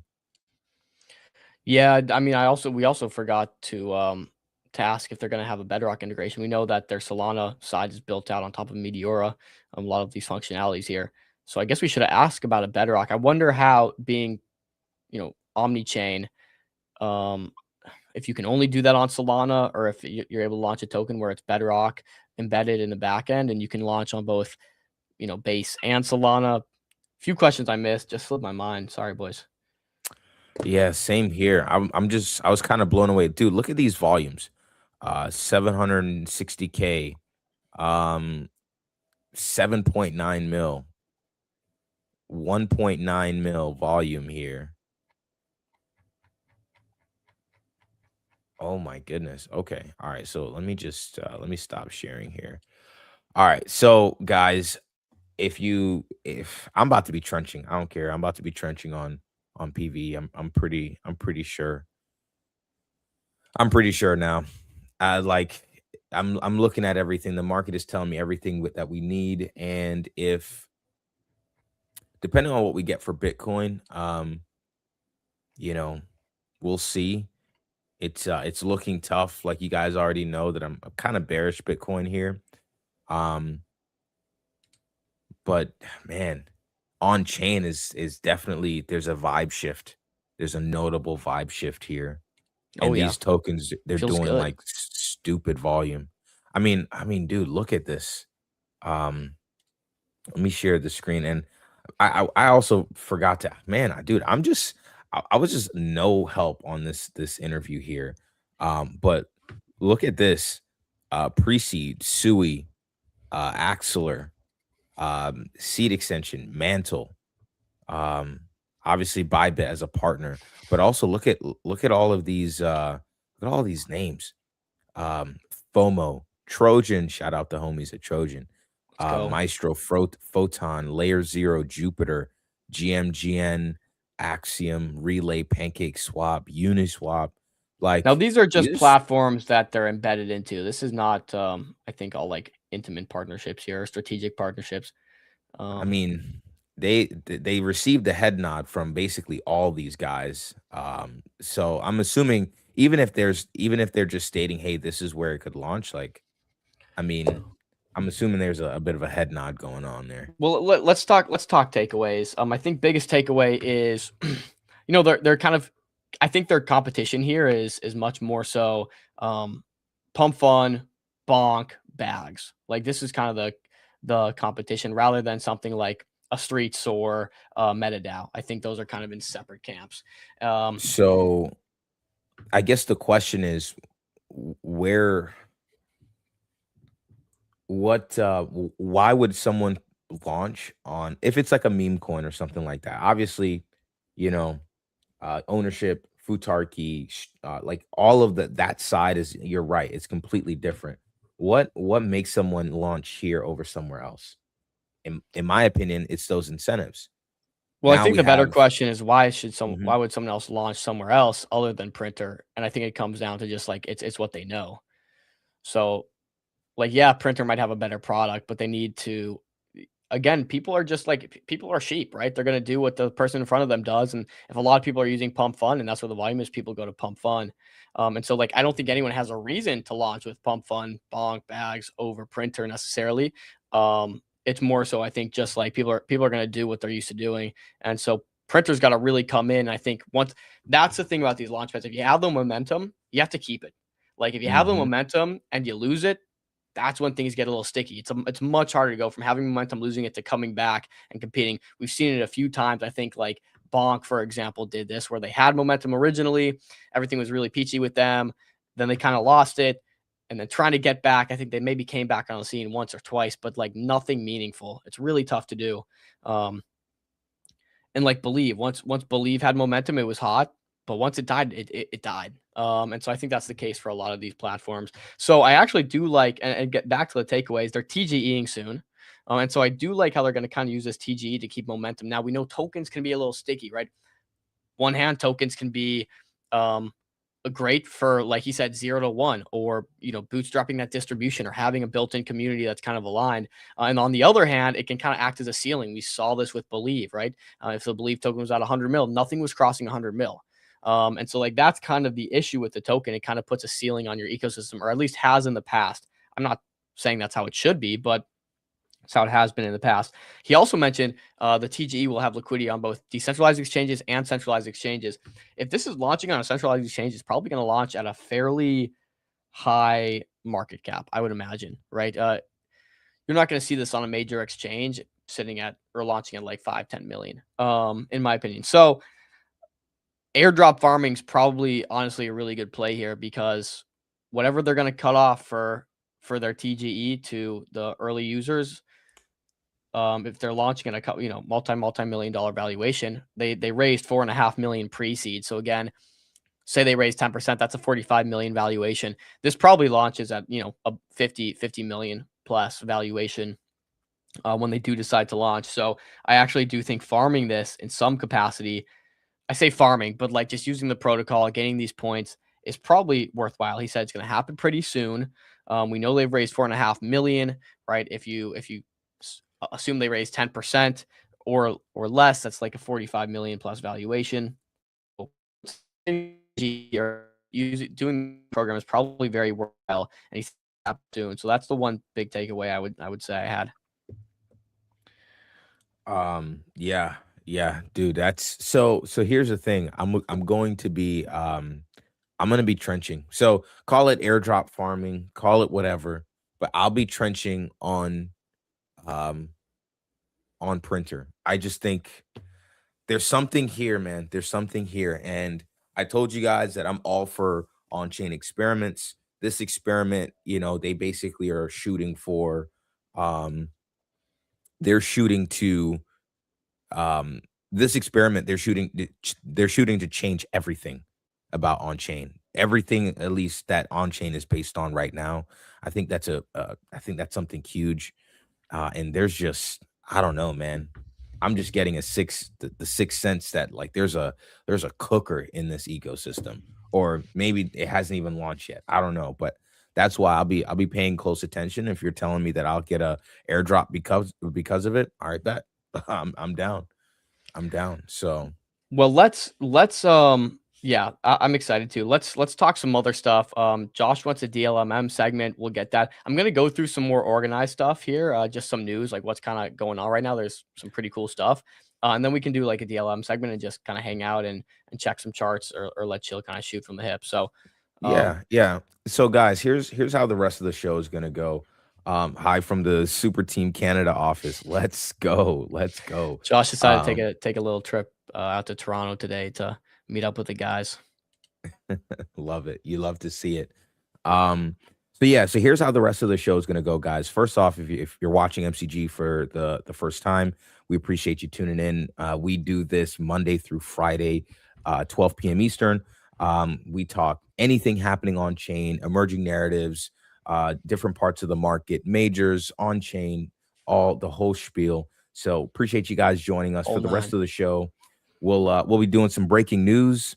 We'll do a macro segment where we talk about what's happening with Bitcoin, some high time frame views, and not much updates there. But I really want to focus on the on-chain part today, with everything, you know, in light of this conversation that we had with Fed. So that's how the show is going to go. Let's rip it to Josh now, or to Dom now, for the breaking news updates. Or we could send it to Josh, give us a live update from Super Team Canada headquarters. But Right. guys, you know, we just had Pumpcade on not long ago. I mean, we saw them. I think we had them at 15. It's now at 40 million market cap, or last I checked. We know that they had an oversubscribed round. We talked about this with Pop. And he clearly said, look, we were oversubscribed for our last round at $1 million, led by Pump Fun. He's like, you know what that means. And we said it right after we got done with him. We said it when we were talking to him. It means another round's a coming. And again, they just got an oversubscribed round. They filled $5 million in funding. So I would say, you know, from the previous 10, 15, 20 million valuation, they were probably valued at for the first raise, you know, the pre-seed. This 5 million round is probably closer to 50 million. I would have to guess. So congratulations to Pumpcade. Really interesting stuff. This is an on-chain token. I can pull up the token that's doing fantastic. I mean, you look at this and it's doing so well in this market. It's been an absolute standout. But yeah, look at this. So 37 million. I think we had them on, I forget the exact date, but back here around 15. So that's been a nice smooth trade if you guys got in.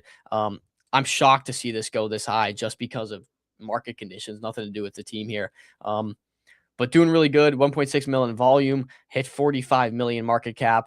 I would say from the equity side, they're probably around 50 mil. So crazy stuff from Pumpcade. Again, to see them in this market raising 5 million is incredible. So that was a great conversation. You know, in other news, Tether is getting into kind of the neobanking side, it seems like. Now, we know this is coming. You guys know the thesis on this channel. It's this QR payment emergence is crazy. People are going to end up just, you know, instead of using their fiat dollars, going to start using USDC and the US dollar as their fiat and means of barter. Tether's getting into the business. No surprise here. The people's wallets. Let's just kind of read through this. It's not short. It ain't long, though. So I'll just read through it. Tether has achieved the widest financial inclusion success story in the history of humanity. For more than a decade, Tether has built its company. I believe they're raising a 50 billion or 25 billion, something pretty crazy here. For more than a decade, Tether has built its company on a simple mission, bringing financial inclusion to the billions of people primarily living in developing countries. Again, that's kind of the key of the QR thesis. Lots of developing countries are utilizing this method rather than their traditional rails.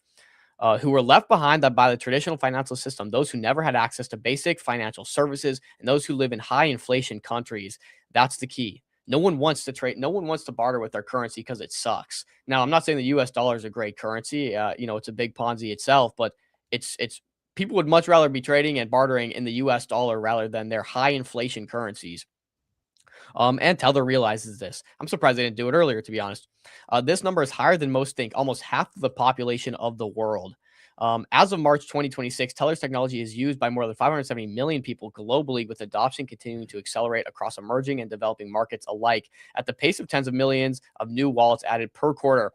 With Tether Wallet, the entire infrastructure of the widest and most granular money distribution network built by humanity becomes directly accessible to end users for the first time. So here are the features, okay? It's 100% self-custodial with simple buyback, backup user experience, one-click encrypted secret backup, blah, blah, blah, blah. Only you are in control of your funds, no middleman. Assets available, only people need Bitcoin, digital dollar, and gold. So only 3 assets available, and I think that's honestly perfectly fine. This is not for trading. This is like for payment and transacting. Bitcoin, on-chain Lightning Network, blah, blah. Yeah, so we don't really care about all this stuff, but let's look at the actual tweet from Tether. 570 million people trust Tether, and now we're putting that global infrastructure directly into your hands. Meet Tether Wallet, the fully self-custodial app designed for everyday life. Yeah, so they're going down the neobank. They're going down the neobank route. Let's watch this video. Every morning, before the world notices. Yep, you're good. We are already moving. And the money also moves while we sleep. It always has. Pones un par de friolitos con todo para llevar. Ahorita te los tengo, jefe. But now, it's just ours. Moving money across the world shouldn't be an event.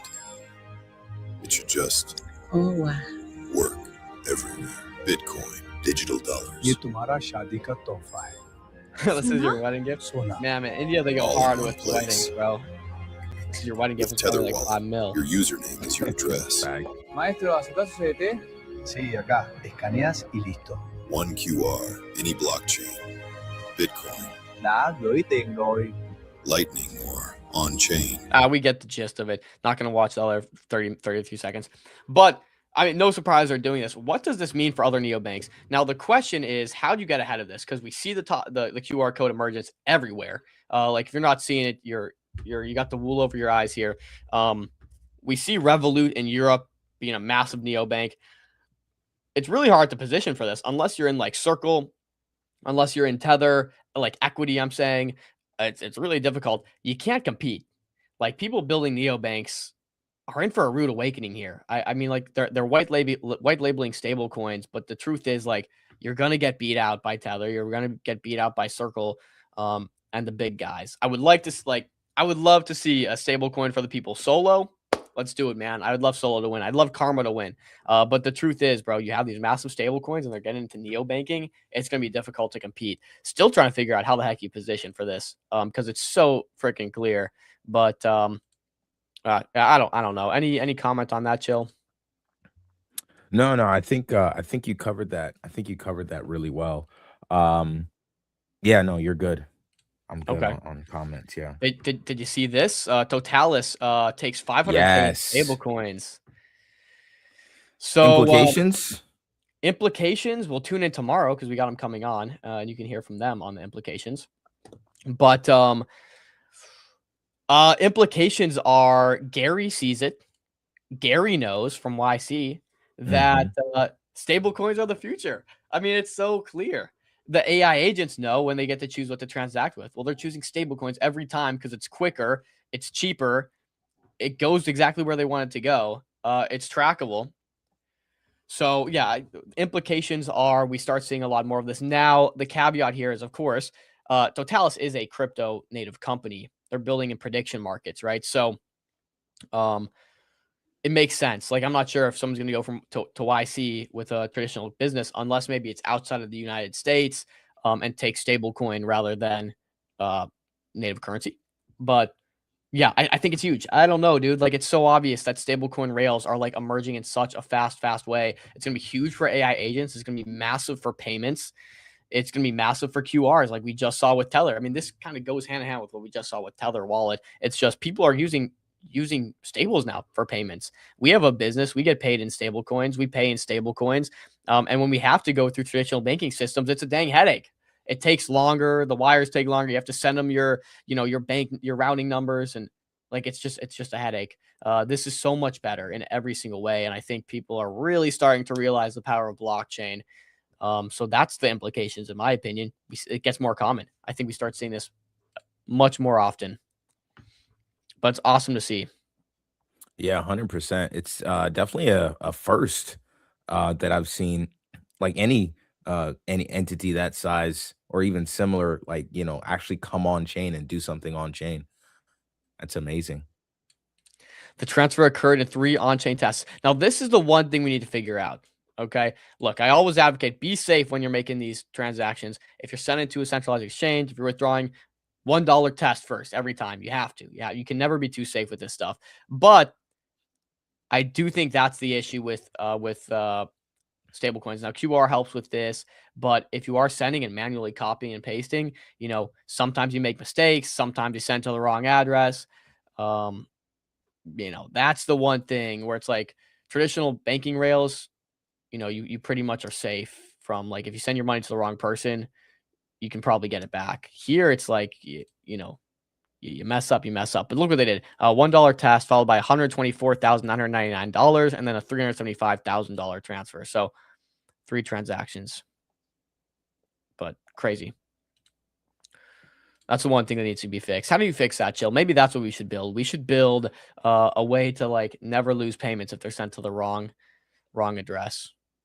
But I then mean, it's custodial. that's all a UI thing, bro. If they were, I guarantee you, if they were using like Rabby or something like that, like I don't know how people still use MetaMask.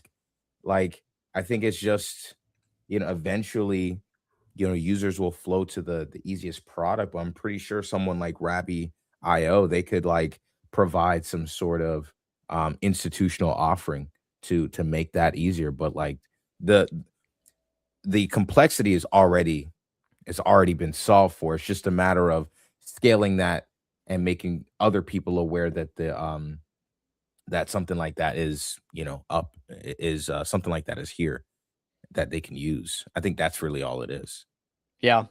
So I don't know. I don't know what the implications are, but it's great to see it, man. It's really something to see.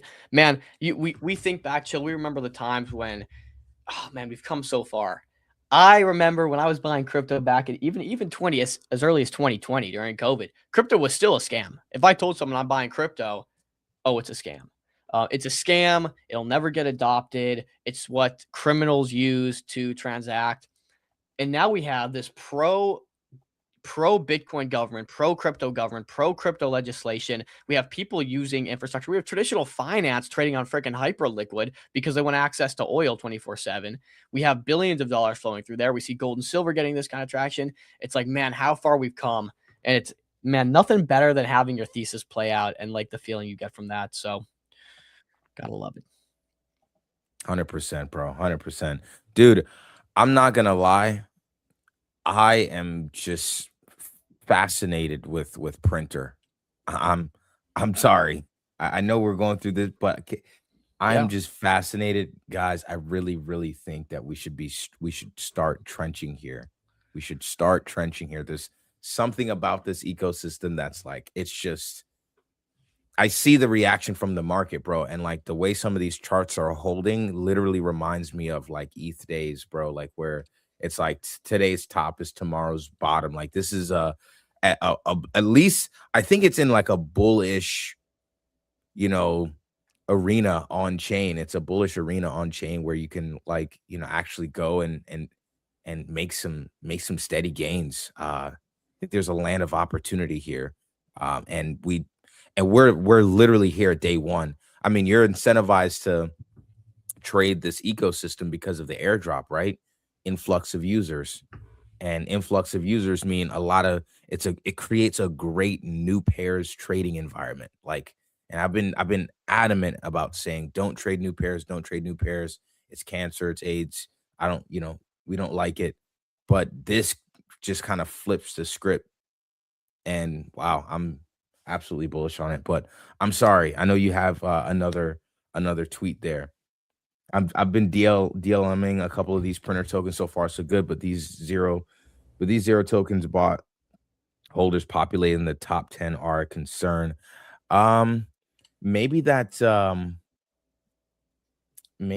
is maybe it's the staking. I don't know. Well, this is the answer. Fred responded. So Josh actually sent this exact message to Fed here. And Fed's response said, that's impossible. It could be an indexing issue or transfer ? Hard to know without looking at the exact wallets. So there's your answer, Crypto Jones. Yeah, I don't think there's anything like shady going on with the top 10. It's not in front of my face, but what I would say is just click into it, look at the Sol scan. I'm assuming this is on Solana, and just see if those wallets had funds transferred in. If not, they were probably from bonding curve, dude. Could it be in the staking contract? Could he be seeing the no, the staking, you would see the staking contract wallet at the top. So if they have a staking contract where your tokens go to when you stake, that should be right at the top with the most supply. I'm assuming it is. Again, not looking at any of these. Or the top 10 you're seeing are from bonding curve. I don't think it shows buys pre-bonding curve. Remember, what happens in a bonding curve is a bonding curve builds a liquidity pool and then it launches, right? Then it launches with the liquidity pool. So what happens is sometimes those buys don't register. But again, not looking at this, kind of just my general take. Got So, you. Interesting. It's gonna be interesting to see how the market plays some of these different some of these different like catalysts and features.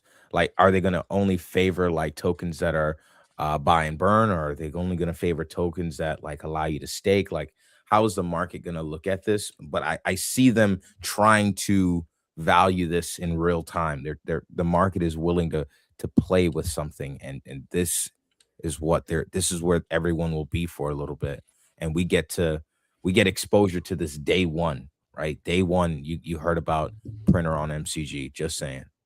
Literally day one, great timing. Another just so two more things really to go through here. But look at this, guys. Again, speaking of theses playing out right in front of us, it continues to see volume growth here. Look at pre-stock at 29 million in daily volume, highest yet to date. And you can here, I'll just read from Carlos. Solana hit an all-time high of $29 million in daily pre-stock volume yesterday. Now, this is pre-stock. It doesn't include X-stock, doesn't include Tessera, doesn't include some of the other people that are offering this. OpenAI drove 69% of the volume, followed by SpaceX at 12.6% and Anduril at 9.1%. Trading pre-IPO companies is quietly gaining traction and still feels under discussed. It is under discussed, and it's quietly gaining traction. And it goes down. I had a great conversation today with another company that's basically doing an SPV equity structure and bringing it on chain. And like the question is or the answer is very obvious to me. It's like, okay, so we start off 24/7 markets. And these markets that were typically closed for weekends are now open. Okay, cool. We're starting to understand it. And then it goes to, okay, now we're pre-IPO. The SpaceXs, the Andurils, the Kalshis, the OpenAIs, the Anthropics, really large cap, probably should be IPO'd companies, but they're pre-IPO. Those start to get traction. Okay, 30 million in daily volume on pre-stocks. Cool. But what happens? Like we're watching it play out. So what happens? Think about the risk curve here. Okay, so you go from pre-IPO to Series C, Series B, Series A, and then you get all the way down to pre-seed companies. And so I think it's so obvious that people want exposure to this stuff, especially these stuff they don't have access to, companies that they really like, they're really hearing about, they're growing, stuff in Silicon Valley, technology, stuff in New York, stuff coming out of Miami. People want stuff coming out of Hong Kong, stuff coming out of China. People want exposure to all of these, whether it's markets they can't trade or whether it's startups that are at, Series A valuations, Series B valuations. People want access to it. So the obvious answer, although we're not seeing it now, and there's a few people building in this, I just don't know who's going to win.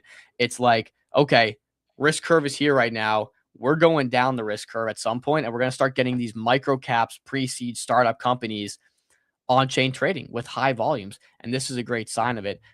Yesterday we saw Anthropic, their valuation surged past OpenAI's in private markets. And of course, this is with their new model. And it was such an obvious buy. If you heard all the chatter around this new model, I forget the name of it, but allegedly it escaped. It's supposed to be super, super strong, so strong that they're kind of like gating it. They don't want to release it. And yeah, so we see Anthropic soar from $560 to $880 on private markets. Like, this is the price discovery you can see in markets like this. It's just so fascinating. And even Soju tweeted about this because pre-stocks is obviously powered by Meteora. And we'll get into DLMMing here in a second, but crazy stuff. I'm assuming you can, but is anyone DLMMing these private companies? I'm not personally, but I'm not sure if that's. Yeah, I'm not sure if we can, or if like the liquidity is like there to do that. I mean, I'm assuming you can. Josh is hooked. Yes, he is, trader. Yes, he is, Crypto Jones. Yes, he is. Josh is literally hooked on DLMing.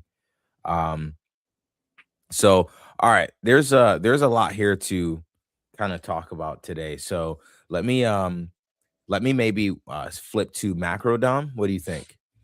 Sure, yeah, flip to macro, man. I mean, it's crazy to watch this bounce that just happened. I thought that the economy was in a bad spot in general, with or without this war. And maybe after this war kind of came to a close, we would get a little bounce and then fade off. I'm talking about traditional stocks. Not seeing that at all. Like the indexes are all at all-time highs for the most part. Stocks are bouncing really hard right now. It's pretty surprising to me. I think we actually fade off at some point. But I'll let you take a chill. Yeah, let's see what we got here, guys. All right, so first let's look at Bitcoin. You guys saw my tweet yesterday, where I said this will be a great place to short. Still think so. Obviously, I'm always a fan of enjoy the green candles. Like, just because we're expecting lower doesn't mean we can't enjoy the on-chain environment, can't enjoy the market right now. What I did say was just don't drink the juice. Right? Don't drink the Kool-Aid. Stay level-headed. So, we're peaking above the range. We've done the same thing. We've done the same thing here, here, here. We peaked above this range several times before, and they've all ended the same way over the last couple of months. So how am I expecting this to end? The same way, with us going right back down. I can't even draw on this time frame, but I'm expecting us to go right back down where we started. You guys know my target, sub 60K. That's my target. And I really feel like we fade off here with this move. We'll see exactly what happens. I mean, on the 12-hour, it honestly looks like someone just kind of walked the price up.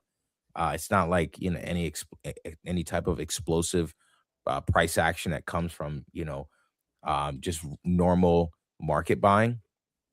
And then on the 3-day, we also have this SFP here that closed on the 3-day.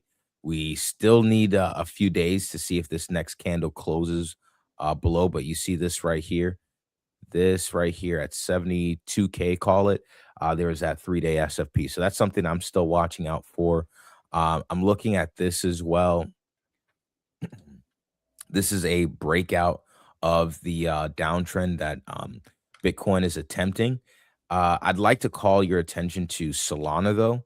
Solana has tried to break out of its downtrend and is still meandering in this range. So waiting to see what this does, but it's not a full clean breakout, right? And I feel like that's something that could be something similar to what we'll get for Bitcoin, where it's it tries to peak out, but it just doesn't quite break out of the downtrend with a lot of volume, similar to how Solana did it. So we're still waiting on confirmation on what happens to Bitcoin. You guys know my sub 60K target. Ethereum is probably looking the strongest out of all of these top three tokens. Out of Bitcoin and Solana, ETH is looking fantastic, holding above a key level here, and it looks ready to run. It looks ready to I hate to say it looks better than Solana. It looks better than pretty much everything, outside of Hype and Zach right now, and VVV. But I wouldn't even include VVV in that list. But dude, that chart looks so prime, and you go on the weekly or the monthly, these higher time frames. It's just 6-year accumulation here. Again, I run it back to what I relate it to gold and silver. It feels like what we did in gold and silver for 12 years before putting in crazy legs. Oh man, this one just looks the best. I hate to say it, but I'd probably buy a shit ton of ETH, in these ranges, and it's probably going to play out very well. It looks better than Solana right now, and I want to say Solana's at such a great point, doesn't have much supply overhang, no foundation dumping relentlessly. It's pretty cheap. It's flushed out, but man, Ethereum looks good. I also echo that, but I just saw something just now. I forgot about this 2-week FVG. It's a bearish FVG. We've retested it once before on the weekly, and it's rejected off that. We're also coming into this multi-month downtrend for Ethereum. I mean, when we looked at it on a 2-day, there was a smaller multi-month downtrend, but I didn't realize that on the 2-week we're now running into that multi-month diagonal. So I think that's something to it's caution here. Now, Ethereum still is looking the best out of Bitcoin, Solana, and Ethereum. I'll stand on that. It is still looking the best, but there's three things for us to consider here with the majors. They're kind of looking like they're in similar positions. On Bitcoin, the 3-day, we're running into local resistance. We've now swept a key piece of the liquidity that we were waiting to sweep on Bitcoin. If you were here a few days ago, yesterday or even Friday, here at 75K, we had some liquidity resting at these areas, and so we outlined that as a target that potentially we could see. So that's what's playing out here. It's now swept that liquidity. It's now kind of rejecting off of that resistance up here. So Bitcoin is running into resistance. Is that's all we need to know right now. Bitcoin is running into resistance, and even above 76K, there's still 80K, right? So running into resistance on Bitcoin. Ethereum, same thing, running into resistance, 2-week FVG, as well as the downtrend multi-month. And then same thing here with Solana, honestly. If we look at let me take off the open liquidity, and we look at the range that Solana has built for itself, it is also running into a ton of resistance. We see the 2-day FVG.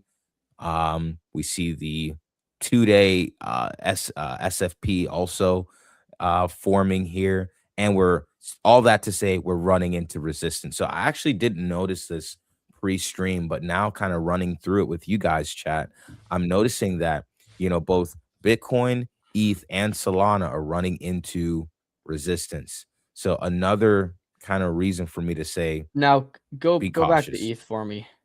Mhm. Because we are at this inflection point, but you have to also understand, sure, it's running into a fair value gap. And again, a fair value gap is where institutions are distributing their position, and why people say that you need to get back to a fair value gap and fill it is because they've distributed in this area and they have outstanding orders that they need to close out back there, right? So that's kind of the thesis behind closing fair value gaps, just to understand what's going on. But also, this is a fair value gap in a downtrend in a larger upswing, though. Order flow is down, yes, but the actual leg is still up. Like if you look to your left here, it's at an accumulation zone for Ethereum. So you have to ask, where's there more value? Is there more value for sellers here, or is there more value for buyers here? And because Ethereum's down in this supply zone that originally caused an entire leg to the upside, we're actually still in a much larger uptrend. The only thing that's in the downtrend is the order flow on the lower time frame. And I say lower time frame, it's still a daily, but wait, so you say, yeah. How are we in an uptrend? Sure, go to the weekly. Yeah. And then zoom out for me. Okay, right there. So if you look at this leg, now of course I like to see it close. Technically our leg is from that 1,000 low, I guess, to the high. We didn't really get a significant close above the previous all-time high, but we can see if you go to the left in about 2025, you can see you had a clear accumulation where we chopped sideways, we had a nice sweep, and then we rallied to the upside. That is the leg that kind of sent us to the upside. So everything in the zone is so anything here is an uptrend. Now, when you zoom in, we have a lower time frame order flow, but the ultimate leg is still trading upwards. Still trading upwards. Just shorter time, internal price action is to the downside. Got you. I don't know, because so yeah, like on a maybe on like a multi-year time frame, you can say like, all right, higher, Right. low, higher, low, higher, low, higher, low. I get you. Right. But yeah, I guess more short-term time frame. It's just every time Absolutely. we've come up to this level, it's just like we've rejected. And looking on even the daily structure, we have like a little bit of like a market structure level here that we need to get past as well. So on the daily, you have this this order block. That's a bearish order block right now. We've rejected off this several times before. So that's why I say like just multiple areas of resistance. And this is I'm also bearish on Bitcoin as well. So that's also why I'm like, well, I mean, Bitcoin is about to go down. Maybe ETH doesn't go down as much, right? Like maybe it doesn't, maybe it outperforms Bitcoin in that way. But I definitely see like in order to be bullish on a higher time frame on ETH here, I would need to see like a weekly close of a breakout on Ethereum right now. Maybe we lead to that, but right now Bitcoin, ETH, Solana all running into resistance at Bitcoin range highs. Like that equals market wide pullback to me. I mean, you simply have to ask who's in control from what points, and like the stronger hands are in control on the buy side from all these green lines basically that you have marked out. Now, when you zoom in, the order flow is being controlled to the downside, but ultimately it's like a lesser trend than the major leg, which is so like the only way I would go short here is like I would probably go short into not expecting a sweep and after some sort of price action development in that zone. To go short, I need to see. I mean, if this candle had a major down close, I guess on the day, you could potentially say that's a nice rejection and potentially distribution, but I don't know if the structure is indicative of distribution. Bearish SFP right there on the 8-hour. I'll just take a note of that, but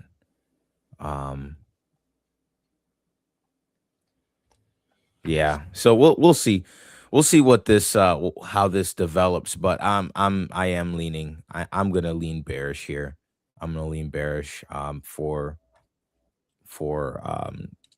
the market, to be honest. I know that doesn't sound good, but it is what it is. So this kind of like helps you to put the point into perspective. Even Fartcoin, we all know how much I love Fartcoin, but like even at these lower time frames here, we go on maybe even like the daily, we're coming at a weekly level that we've rejected off of every single time, and we're also forming another a bearish SFP on the 1 day. So it's just, to me, like everything is just pointing bearish right now, even for the risk on indicator that is Fartcoin. Let's see how Met holding up really nice. Let's see Zec holding up really nice. This SFP from yesterday actually is holding really well. Looks like Tau is headed for lower. That didn't play out from our fundamentals have changed, right? Yeah. Like technicals are only valuable if the fundamentals like align with it, and in this case, fundamentals change. Did you guys cover the subnet leaving? So we covered it very briefly, but I was also under the impression that this doesn't change the fundamentals of Tau as much. So I was under that impression that, but what's your take? Maybe we dive into this here real quick. Dude, Templar was there definitely by like a long shot, their most successful subnet. And it's leaving. And I forget the reasoning. I have to go back and read their article that they wrote on this. I just think it's bearish. I think it's bearish Tau in general, that their number one subnet's leaving. Yes, I guess the ecosystem thesis of like, okay, we still have this decentralized network where everyone can go build and power the network and earn emissions in Tau, Bitcoin style halvings and all that stuff still stands true. But I'm certainly not a good luck. Now, it might give you a short-term buying opportunity if you do agree with like yourself, Chill, or what I just said. But I don't know. I just don't like the number one subnet who had the most attention for Tau leaving. Like it doesn't give me as a holder much confidence in like holding if their own leading subnet, it doesn't even want to rock with them anymore. So maybe that's like a stupid smooth brain take, and I do have to like really dig deep into it more, but I don't think it's bullish. Maybe a buying opportunity, but that's something I still have to figure out. Yeah. Yesterday we were trying to figure out if this is like a breakout and retest of this level, which I kind of feel like it is. Could be. So I'm watching for that. I'm watching for that to see what happens. But yeah, the market could get scared of Tau, especially if we get the pullback for Bitcoin, ETH, and Solana, like this could end up pulling down Tau quite a bit. So yeah, I mean, I'm also looking at the spread on these candles. I mean, look at the spread to the upside compared to the spread in these last couple to the downside.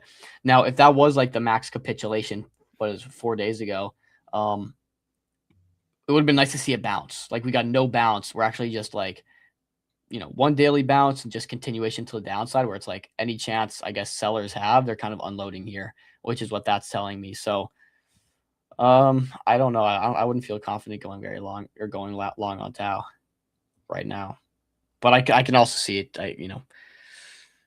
yeah, I can see it happening. yeah. So we'll see. We'll see what happens with Tau. They're gonna monitor that. Monad, we talked about that yesterday. Same thing on Monad.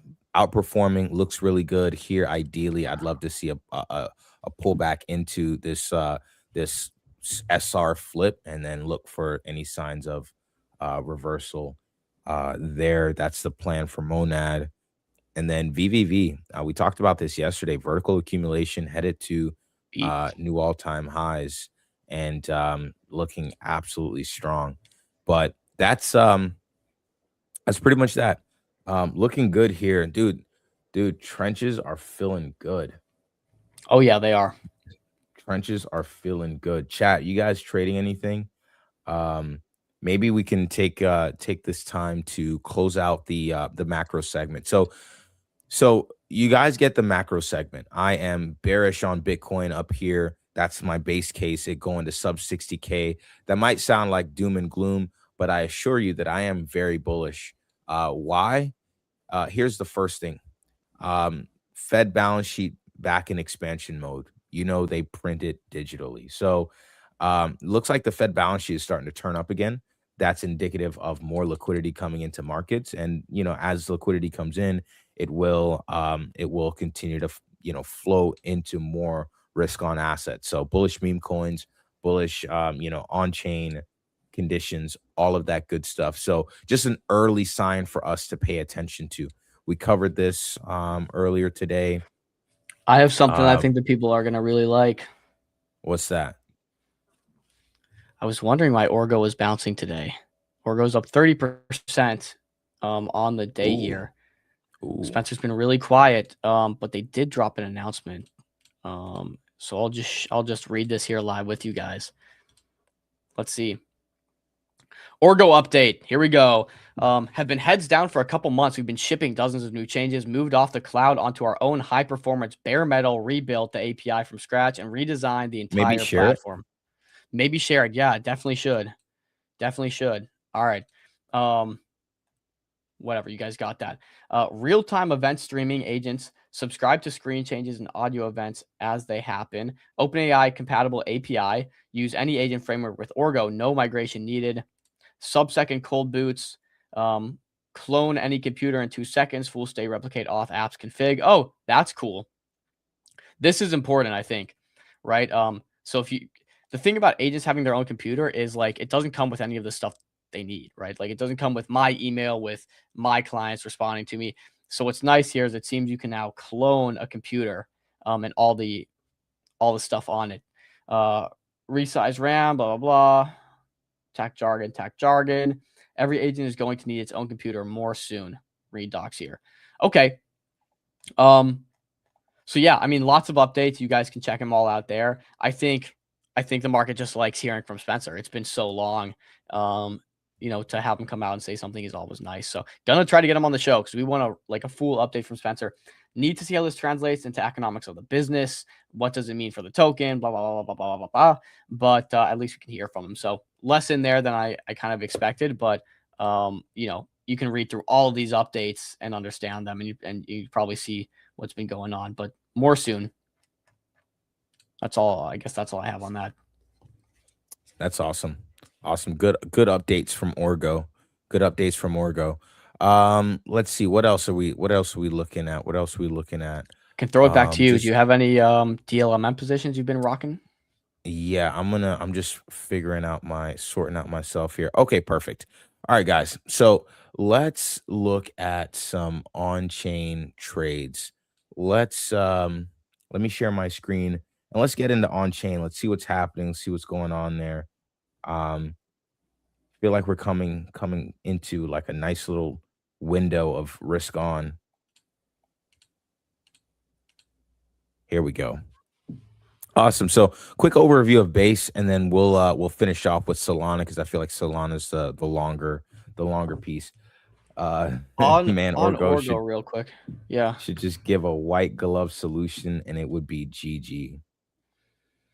So True. as in okay, so maybe explain what he's saying there. As in like individually working with people to, I mean, that's what white glove service, right? Individually working with people to set up their own agent's computer individually for enterprises, et cetera, et cetera. I think they might actually be going down that angle. But maybe I'm not understanding. What would you interpret this as, Chill? I mean, white glove solution. I mean, I thought it just kind of meant more opening the technology up to not just enterprises, but also kind of like smaller users. And but like I don't know, am I not interpreting that the right way? Maybe more context on that, Fumbler. Yeah, give us. I think it's in the context of like just personally going in and setting up for them, which I think they're kind of doing. So keep going. We'll Gotcha. wait on that. I don't know. So while we wait, just a quick overview of base. Some stuff that to talk about on base. I think yesterday we went through Serv.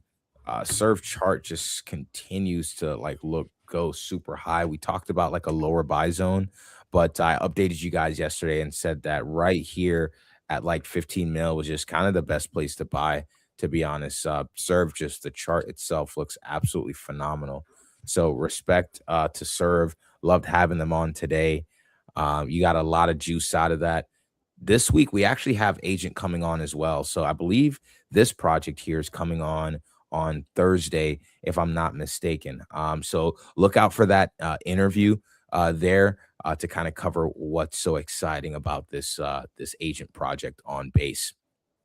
Outside of that, just a quick note, seeing Banker also reclaim some levels here, and it looks like it's ready to at least go in a different direction here. And if we look at a 3-day chart, you kind of see this bounce here becomes a little bit more clear. So just taking a note of that on Banker. What else do we have? I think that's it for base. I saw Instaclaw catch a nice little bounce yesterday off the bottom here. So it was like a 2x bounce off the bottom. And I think the world, the WLD token, world token, that's been doing really well actually as of late. So and I know if you go back and watch the Instaclaw interview with Cooper Wren, we actually went through a lot of his connections with the Virtuals team, with the WorldCoin team as well. So there's a lot going on there. That looks really interesting, and people are almost treating this as a beta to the WorldCoin price action. Looking good there. SMCF also holding the highs decently here too. So want to make a note of that. And this is probably like a good bounce area if it's going to keep up with this level of momentum. This is looking solid. This chart looking solid and getting a push. Other than that, I think that's all there is to cover on base. So let's move over to Solana. Rodney S. Yo, my boy. Means You a lot. guys bring amazing content. Man, huge thank you. We come on every day, we yap, and we're just hoping that we provide something of value. So I'm glad that it's coming through on your end, brother. Appreciate you dropping in. Thoughts on Karma? Where are you seeing that? Let's see. That was in the private. So let's look at Karma real quick.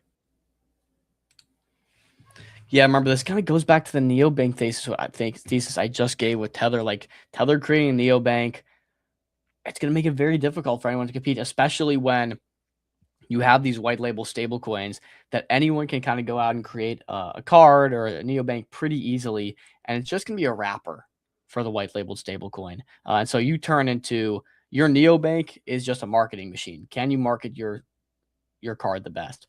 And that's what I mean. That all your favorite brands that have these crypto cards, it's just a white labeled stablecoin, or it's a white labeled Yeah. card. They all use the same Yeah. payments providers. So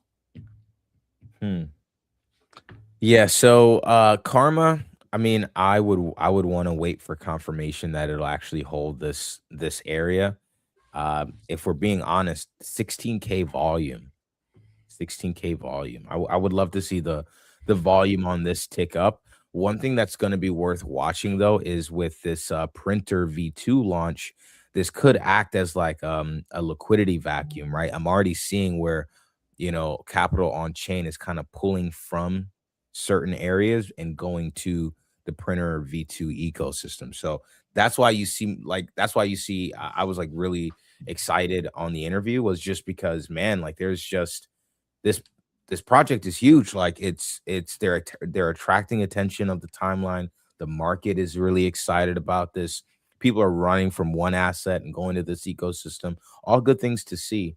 So I think all of that will kind of make it tougher with that backdrop for Karma, and that's why I would be more waiting to see what this does here. Is it going to bounce? And if so, I'd rather be like a late buyer off the bounce than like an early buyer trying to catch yeah, if it is a knife, just totally agree on that strategy.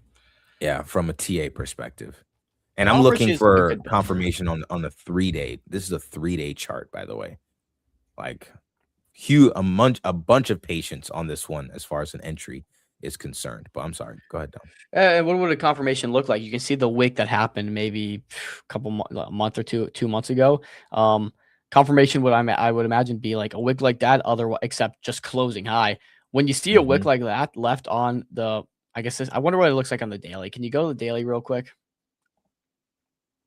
Yeah, so within a day, it gave up that entire wick. So it just shows anytime sellers get a chance and they want to get out of their position. So it's really hard to fight that until you get a candle that pumps up like that and then sustains this price action. I agree with you, Chill. I would probably not be going long. And again, that's not to say Amrish is not a great builder or team. I think he's just in a very competitive and difficult niche, frankly. Yeah, we're fans of Karma. We're fans of Karma, but especially like what Dom said, when you have someone like USDT with, virtually limitless resources and like, unlimited reach, it's kind of hard to compete against that.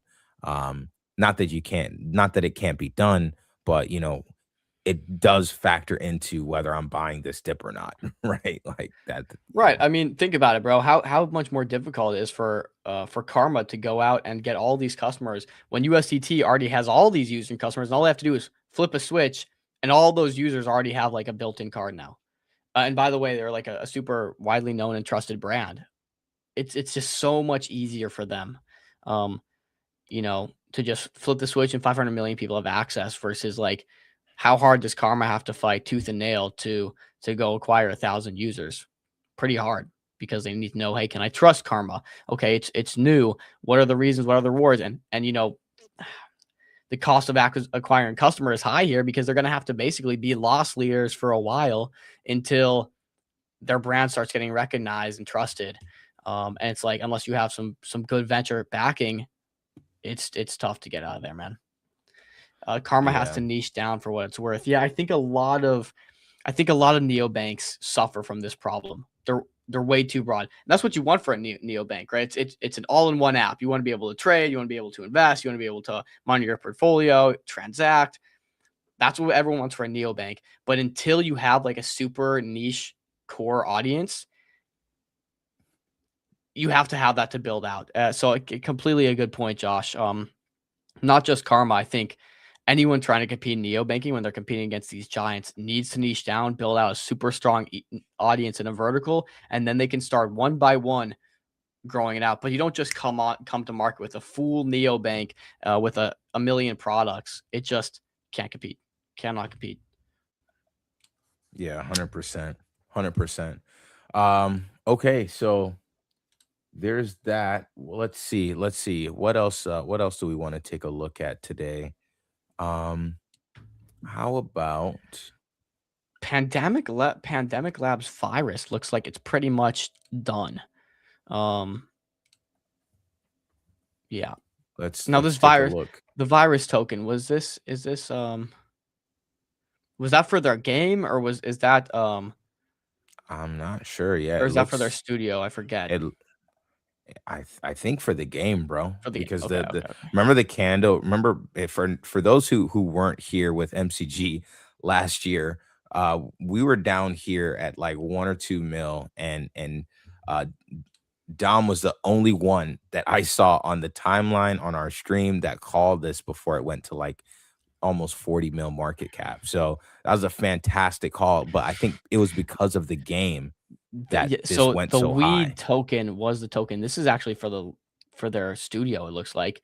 And it seems Tuna's abandoning it, according to Top Fumbler here. Dude, this fucking jeez Louise, that sucks. Just I mean, yeah. I didn't hold any of this shit. Or I don't hold any anymore, but sucks to see. Yeah, let Tough. me see if I can find them. I mean, bear market vibes, bear market vibes. I don't know if you guys saw, but there's like a list of about 25, 30 other protocols that are all sunsetting. And there's protocols across, DeFi, borrowing, lending, DEXs, like that it's a bear market. Like what else do you expect, Yeah, let's see. Let's see. Did you I find got it? I have a tweet pulled up. Now this one is from March 31st. So this is quite old at this point. Maybe it's through his account. Let's see. Okay, October 2nd. That's old as well. Here we go. Oh my gosh. Oh my gosh. What is this, dude? Okay, let me stop sharing and reshare.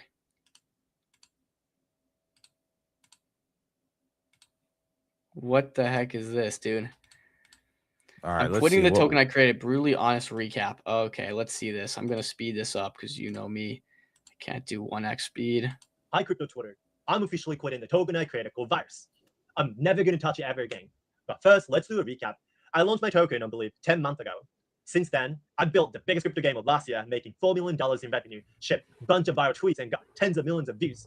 Also, we spent $700,000 on buying back the token and pumped the coin from $2 million to $40 million market cap. And yet, there's not single benefit for my startup. Everyone yells at you every time it dips. Also, everyone yells at you whenever it goes out for keeping the hype. Token is nothing but massive distraction for your startup and product building.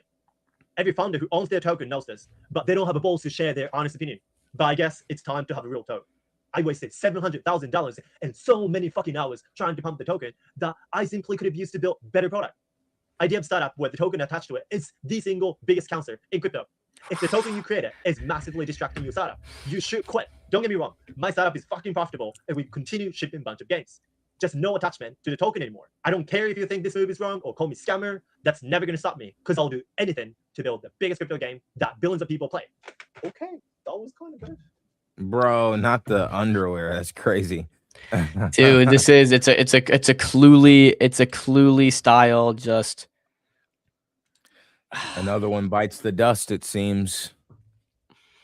Another one bites the dust, man.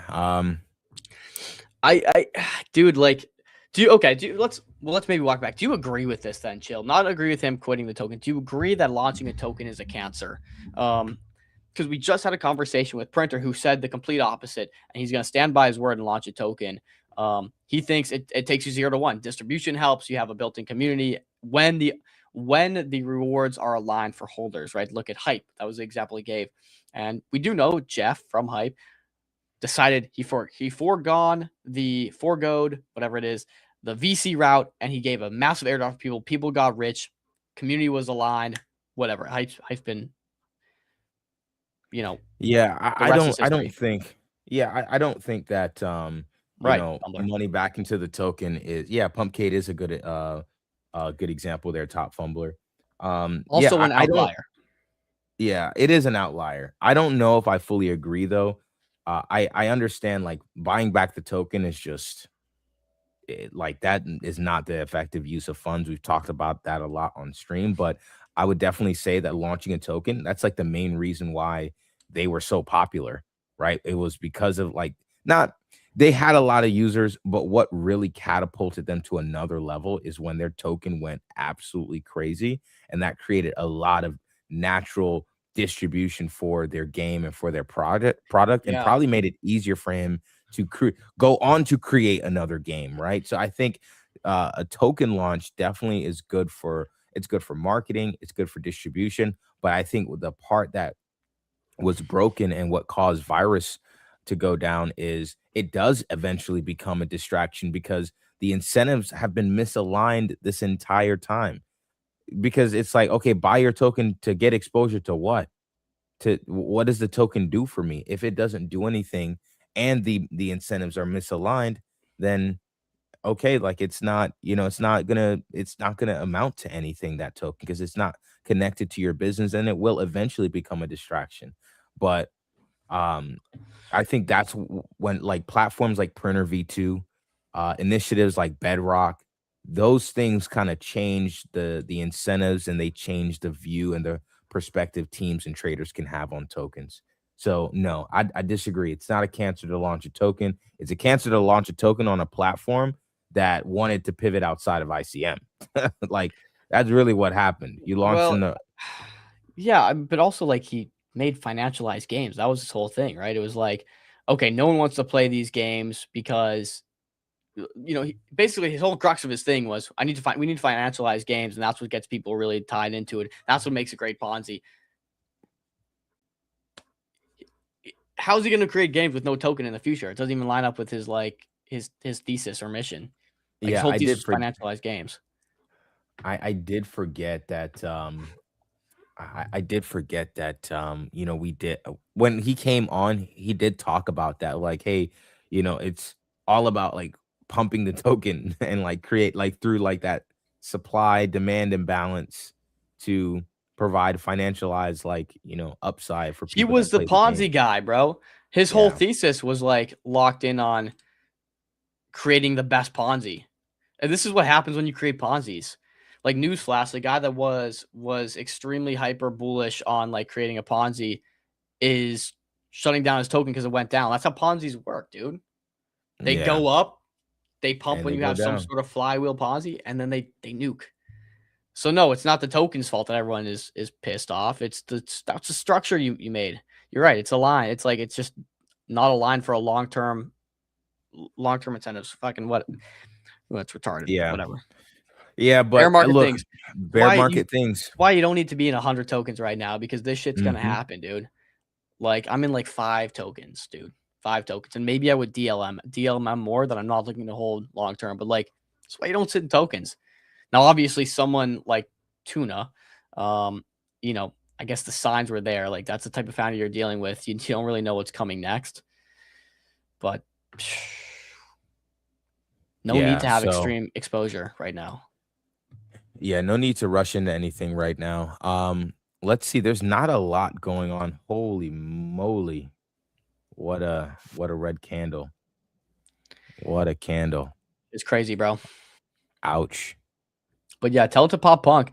Now, also, I think Pop Punk's now. Let me regather my thoughts here. Jeez Louise. I think Pop Punk is a bit of an outlier here. Now his token's going crazy. I think it did bootstrap a ton. But I don't know. You can't say that the tokens may be the key factor here. The token can become a distraction, but it honestly it works. It's just something that works good in both directions, right? When the price is going up, you get like almost unlimited Exposure. reach and exposure. Yeah. So I don't know. But anywho, let's Yeah, I don't know. Would you attribute this to the token? We still don't really know what the token does for Pump K. That's like the only issue. If the token had, dude, now we're starting to think. Imagine if this token had equity ties. If this went through Bedrock, Streets, or whatever, had equity ties, and maybe 10% of equity was in this token. Well, they just went and raised $5 million.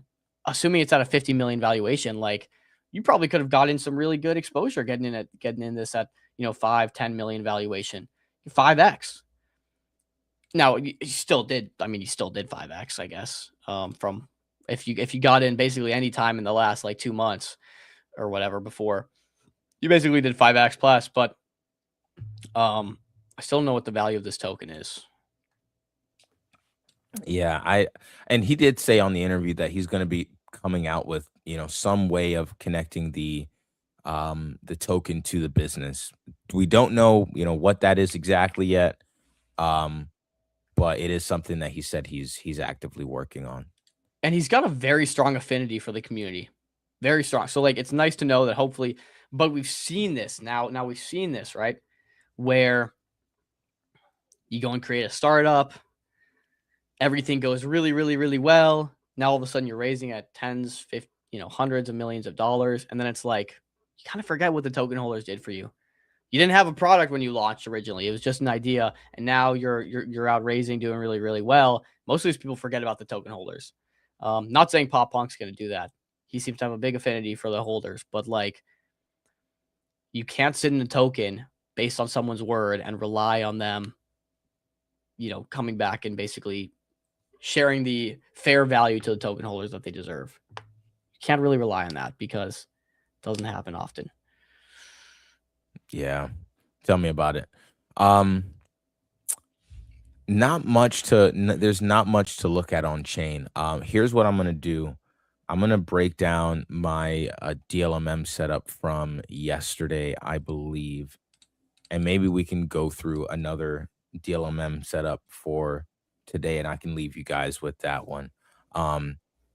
You guys already have the alpha. I'm going straight to Printr.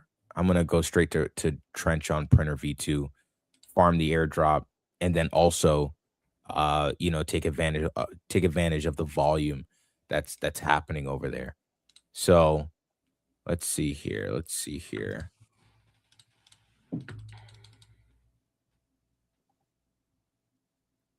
Okay. So here is the. Okay, wait a minute. I have to pull this up because it's in context what we were saying, dude. Here's exactly what Pop Punk said 30 minutes ago. Right as Tuna rugged his token, Pop Punk comes in and gives the opposite opinion. We're gonna do the DLMM stuff in a second for you. But look at this. I spent 5 months banging my head against the wall pitching to VCs for them to usually just reject my product outright due to the live token. Okay, so it's a deterrent here. 5 months.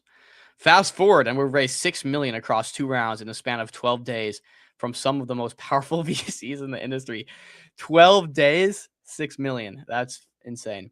A live token should not stop you. If your product is good, the necessary venture capital is not off the table. A lot of VCs don't understand this yet, but I believe with Pumpcade, we will rewrite the playbook on this. Launching Pumpcade allowed me to quit my job and bootstrap the first 6 months of my company. You could say that's indefinitely important. Like, how do you even quantify the value holders bring when it gives you the option to quit your job and go full time into something? That's what this did, right? How do you even quantify that? It's important. The community backed me and allowed me to build an MVP and get instant feedback on every feature I released. We're in the big leagues now. We are well capitalized and are setting ourselves up to deliver an experience unlike anything you've seen before. They are very well capitalized now. 6 mil. They got 3 employees. It's a lean team. They can do a lot there. I think they're actually looking to hire more as well. The fastest prediction market. Any verifiable sources resolved instantly. Extremely grateful for our investors. Blah, blah. So there's the counter side. All it takes is a good product. I think that's the crux of it. If your product's good, it doesn't matter if you have a token. People want upside. So maybe Tuna's product just wasn't good enough. Maybe not. I mean, obviously not, especially when it has a lot of if you want to call it like Ponzi-nomics around it, right? But yeah, so let's take a look at the setup here. So I did yesterday we did talk about like this. I actually closed this position out, and I forgot to forgot to track my P&L, but let's real quick go to meme coins and let's go back to this chart so I can chart this up for you guys. Wait. You also traded Elon House, right? You said that did well? Yep. That also did pretty well for us. Boys, how What's are we up? feeling about them doxing Elon's house, though? Like, I get it. Can we Maybe talk about that? Let's talk about that, because I think I'm very much in the camp that, like, that's just fucking wrong. Like, you should not be going outside someone's house and doxing it because you made the financial decisions to lose money or trade on Pump Fun. Like, sure, he said some things that you might not like, but come on, dude. That's like, I mean, That's it's gotta weird. be illegal. It's gotta be illegal. Yeah. Yeah, that's weird. That's weird. So I basically, well, just in connection to that real quick, just to finish that up.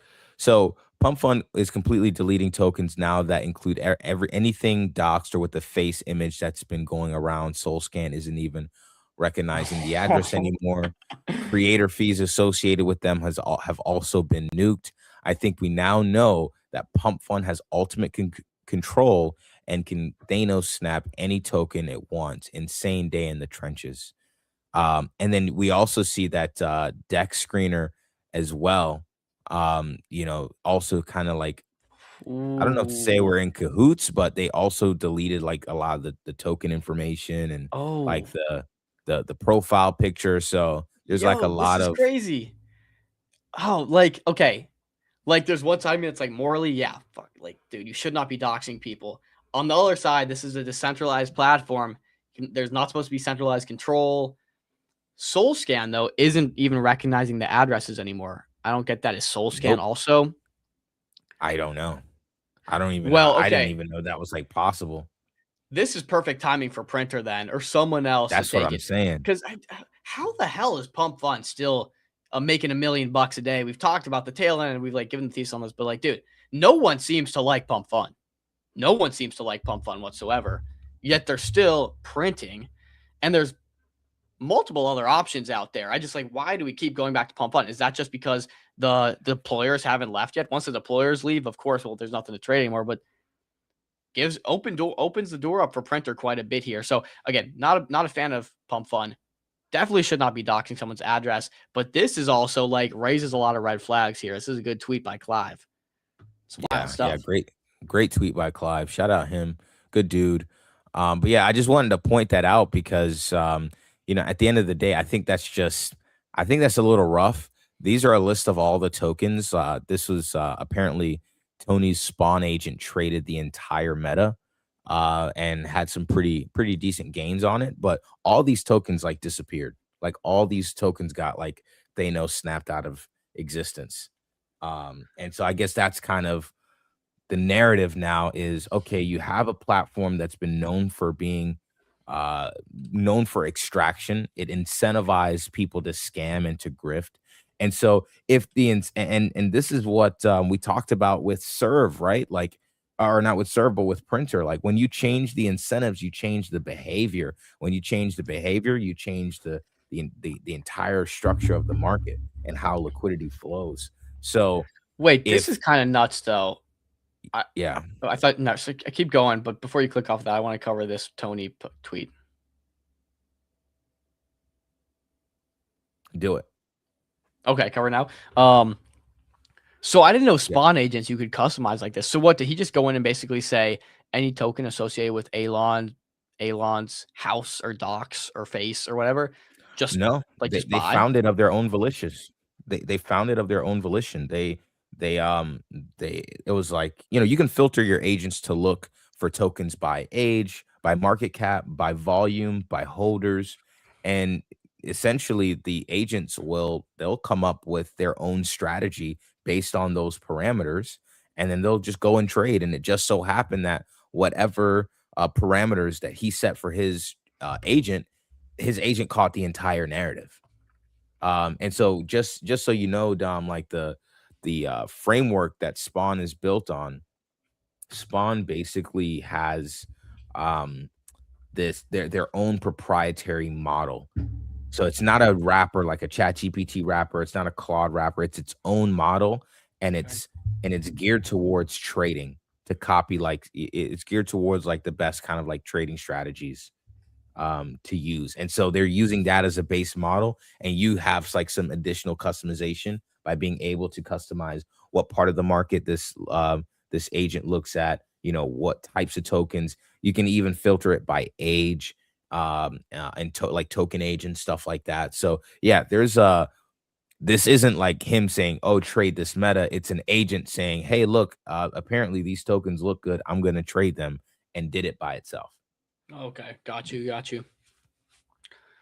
Yeah. So What's but nice yeah, about these tokens as well is you can trade them all on Trojan and get the best cash back in the game. 45% bottom left corner. Scan that QR code. Trade with us. bang bang. Was that But smooth? yeah, that was super smooth. Thanks, bud. So look, guys, I want to call your attention to something real quick. I potentially have alpha. Before that though, let's real quick look at, we've been trying to look at this DLMM setup for quite some time. Yes, we have. On a decent pullback. Yeah. So this was Unk. Unk was a token that we traded earlier on. I told you guys that yesterday, actually, we traded this live, and I put this arrow here on the chart to say, look, guys, it looks like it's about to put in a discovery candle. And if it does, this will be the perfect type of bid ask. So I think this is literally perfect here, where we can kind of create a nice little bid ask position here. Seen this And live? Yep, I'm gonna go ahead and do this live. I'm gonna put in actually as not a bid ask. I'm gonna put in a spot position right here at the Pico top as this thing is like candling. So let me create that. So walk me through strategy here. It's now to capture the downside. The bottom of your range is hopefully the lowest point you think it'll potentially go, to keep it in the range, and you're earning fees the entire time it's in here, and it's going to flip as it moves back up, or is that? Yeah, so here's how the position works. As this chart pulls back, my position will DCA in. You see on the right here, over here, on the right side, it's going purple. So as the price goes down, I buy more and more tokens, and I go in. As the price goes up, I sell out. Right. So it's that change in price, that up and down in price action, that causes you to market make. That's what you're doing on the chart. You're market making on the chart. But when you buy and sell on any traditional AMM, you're actually going to get charged fees. And with Meteora, they're giving you some of those fees on your own trade. So when you see that Meteora is generating, you know, billions in fees, they're giving that back to the users. That's what it means to DLMM. It means you're market making the chart, and you're earning all the fees that you're not all, but you're earning a lot of the fees that you're actually generating. And so this is what you see with DLMM, and all you need to do, it is a different mindset with trading. It's not about buying low and selling high. It's about where can this chart range? Where is this chart going to go? So I told you guys yesterday that this looks like it's going to put in it looks like it's going to put in a discovery candle. We see it's doing that now. Yesterday's position, I closed out in profit. I think that was like I forgot what kind of profit, how much profit that was, but it turned out to be a very nice trade. So now we're going to capture some of that trading on to the downside. So if we see this starting to pull back, maybe below 2 mil, I'm going to be eating on all the fees all the way down to the bottom of the range. So my question, that's what DLMM is. I look at Unk. In my mind, I'm with you, Jones. Doesn't pass my DD. It's at 4.3 million, 4.58 million. I don't think it ever probably reaches 4.58 million again. Are you expecting this to reach all-time highs again, or do you simply just want it to range and you're taking fees, and even if it doesn't pump up again or ever come back to these prices, are you fine with that? Yeah, so here's the reason. Let me do this real quick. Hold on. Let me share my other screen. Looks like the Okay, looks like I got freezed out there. Okay. So yeah, am I playing with fire? Potentially, but here's what I'm looking at. I'm looking at an asset that has gone up. Um, you know, you know, it's gone up from like 330 something in a couple days. In about 2 days, this has gone from 330K to almost 5 mil. So do I expect this to cool off? Absolutely. Where could it potentially cool off? I look for a cluster of buys and sells right here. And so where did my range come down to? It came down to sub 2 mil. What's this? It's between this cluster of buy and sells between like 1.3 and 1.2 and 1.8 mil.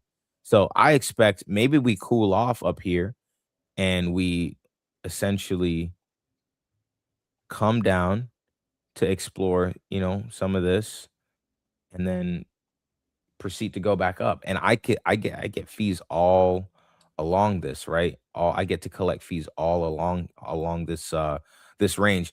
Now, the thing is, um Crypto Jones, the reason why I'm going with spot here is because I don't know how much this is going to pull back, right? I don't know how much this is going to pull back. And with bid ask, only down here do I get my bigger buys and sells.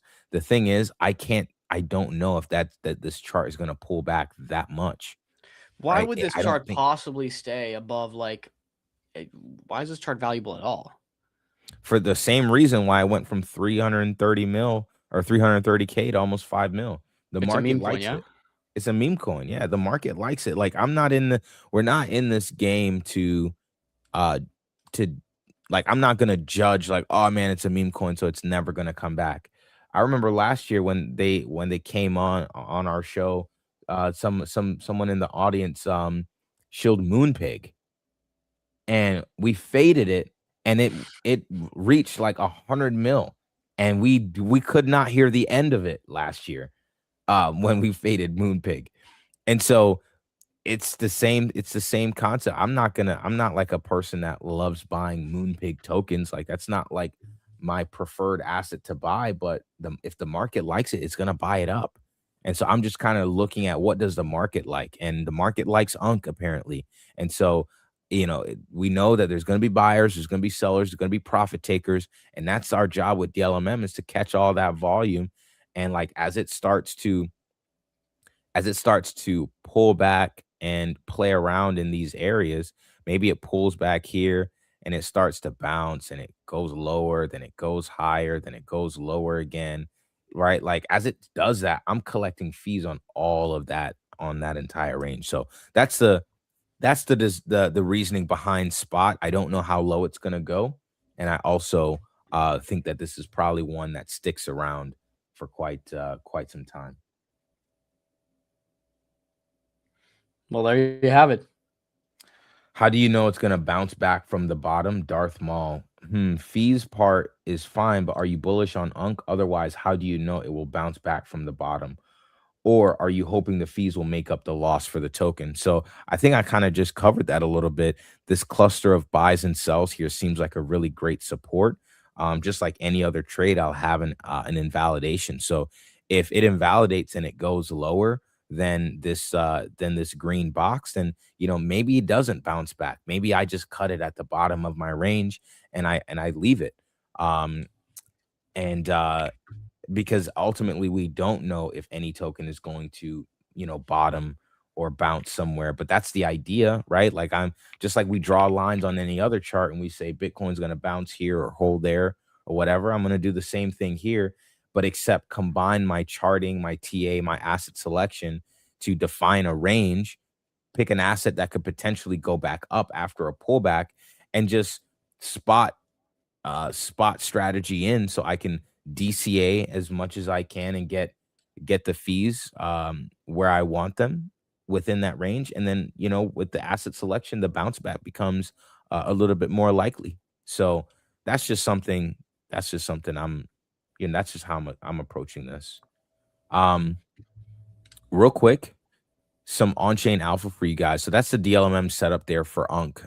We'll monitor that over these next couple of days. I'll be back on stream on Friday, so we'll cover that.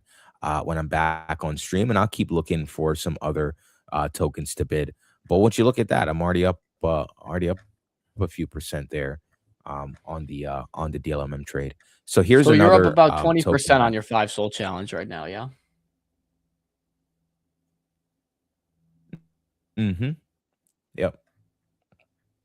Yep. So not looking bad at all.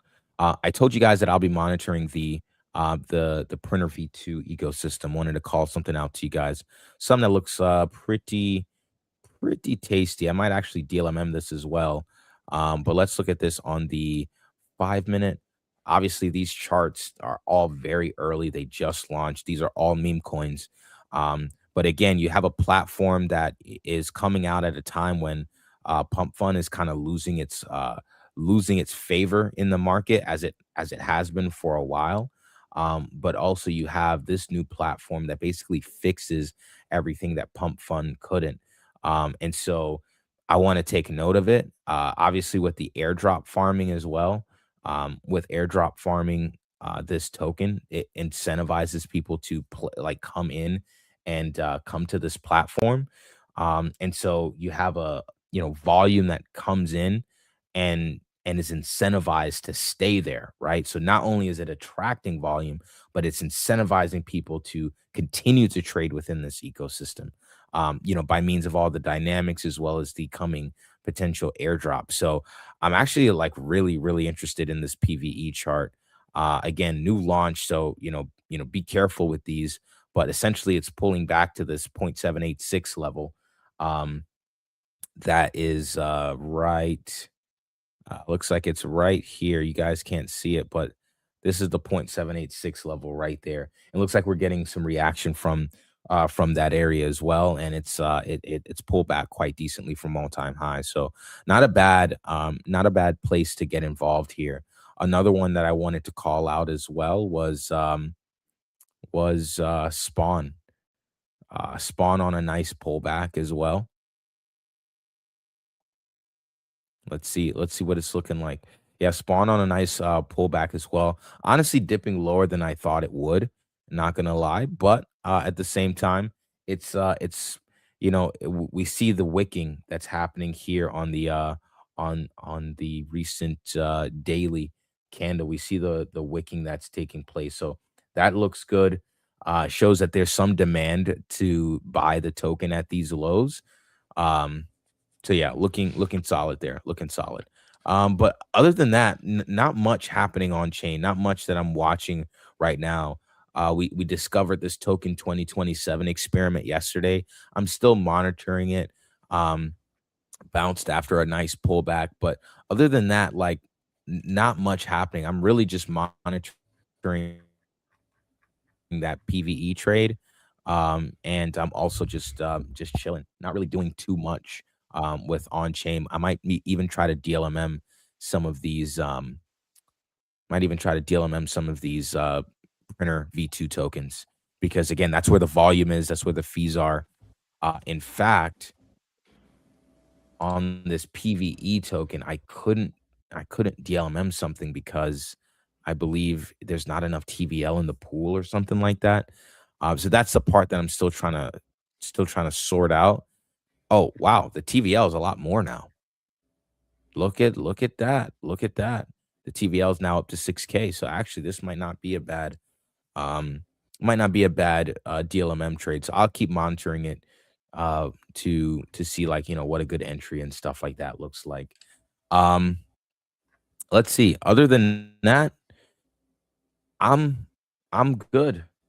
I'm good. Yep. Not Here, much else to discuss there. I'll wrap it on this, dude. Just get the comments on this, and then we can close it off, bro. Solana Floor posted this. This is like a Solana official account, I believe. Maybe it's not. Let me not say that. News: Sydney-based founder Pasternak, founder of Solana-based Believe app, is facing allegations in a New York court over an alleged crypto rug pull scheme tied to millions in losses, per Australian Financial Review. Good. Man, Damien said it best. You say good? Good. Yeah. Yeah. Good. Damien said it best, man. Evelyn Ha dumped him, and now he's getting hit with the with the lawsuit, dude. When it rains, it pours, huh? When it rains, it pours. Sydney Tech wonder kid goes from nuggets to crypto scandal. Ben Pasternak has been accused in a New York court of running a cryptocurrency scheme that resulted in millions of dollars in losses. Well, it did result in millions of dollars in loss. How much did they make? 40 mil? Was it like 40 M's or something? Yeah, bro. They made quite a bit, man. And I just didn't like how it's one thing if it's a failure, right? It's one thing if Believe failed, but they literally just they got the fees and they literally just pivoted to something completely different than nobody wanted. And even their close and biggest supporters were like, yo, what the heck are y'all doing? The egotistical founder, man, it'll have that impact. Everyone can tell him your idea fucking sucks, but it doesn't matter because if your ego is that big, you're gonna do it no matter what. And that's what Pasternak did. He's like, oh, we can do what was it? It was markets, vibe markets. It was like vibe markets. I wonder what his vibe markets are at now, because if his thing actually worked, the Pasternak token which he launched would be at like 0. It'd be at like 0 because I think it was like a vibe barometer on how great someone is or how bad someone is or something is. Yes. And ironically, his was trading at like 60%, like 60%, like as in 60% of people thought he was doing great. And obviously, if the mechanism worked right now, it should be at fucking 0. Evelyn Haud dumped him. He's getting hit with a lawsuit. His business has failed.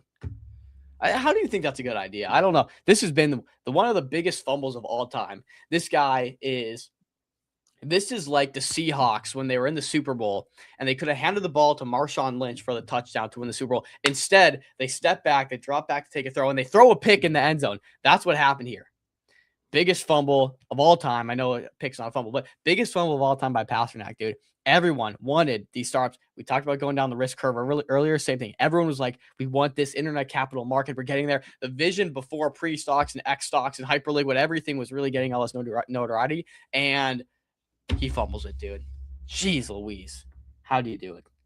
How do you do it, man? Months and months it took him to like roll out his V2 of Believe. Nothing changed. And his pivot was the worst of, one of the worst of all times. Hall of Fame, worst pivot of all time here.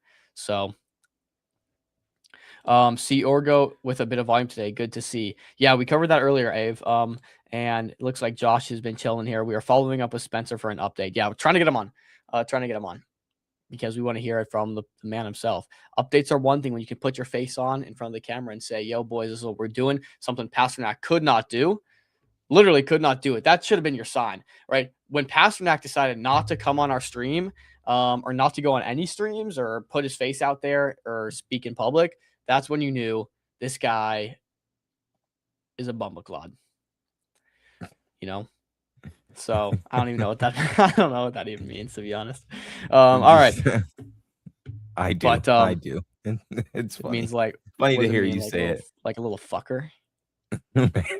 Basically. Y'all benched Josh today to do some paperwork. Yeah, dude. Cracking the whip on him, bro. That's crazy. No, shout out Josh. He's amazing.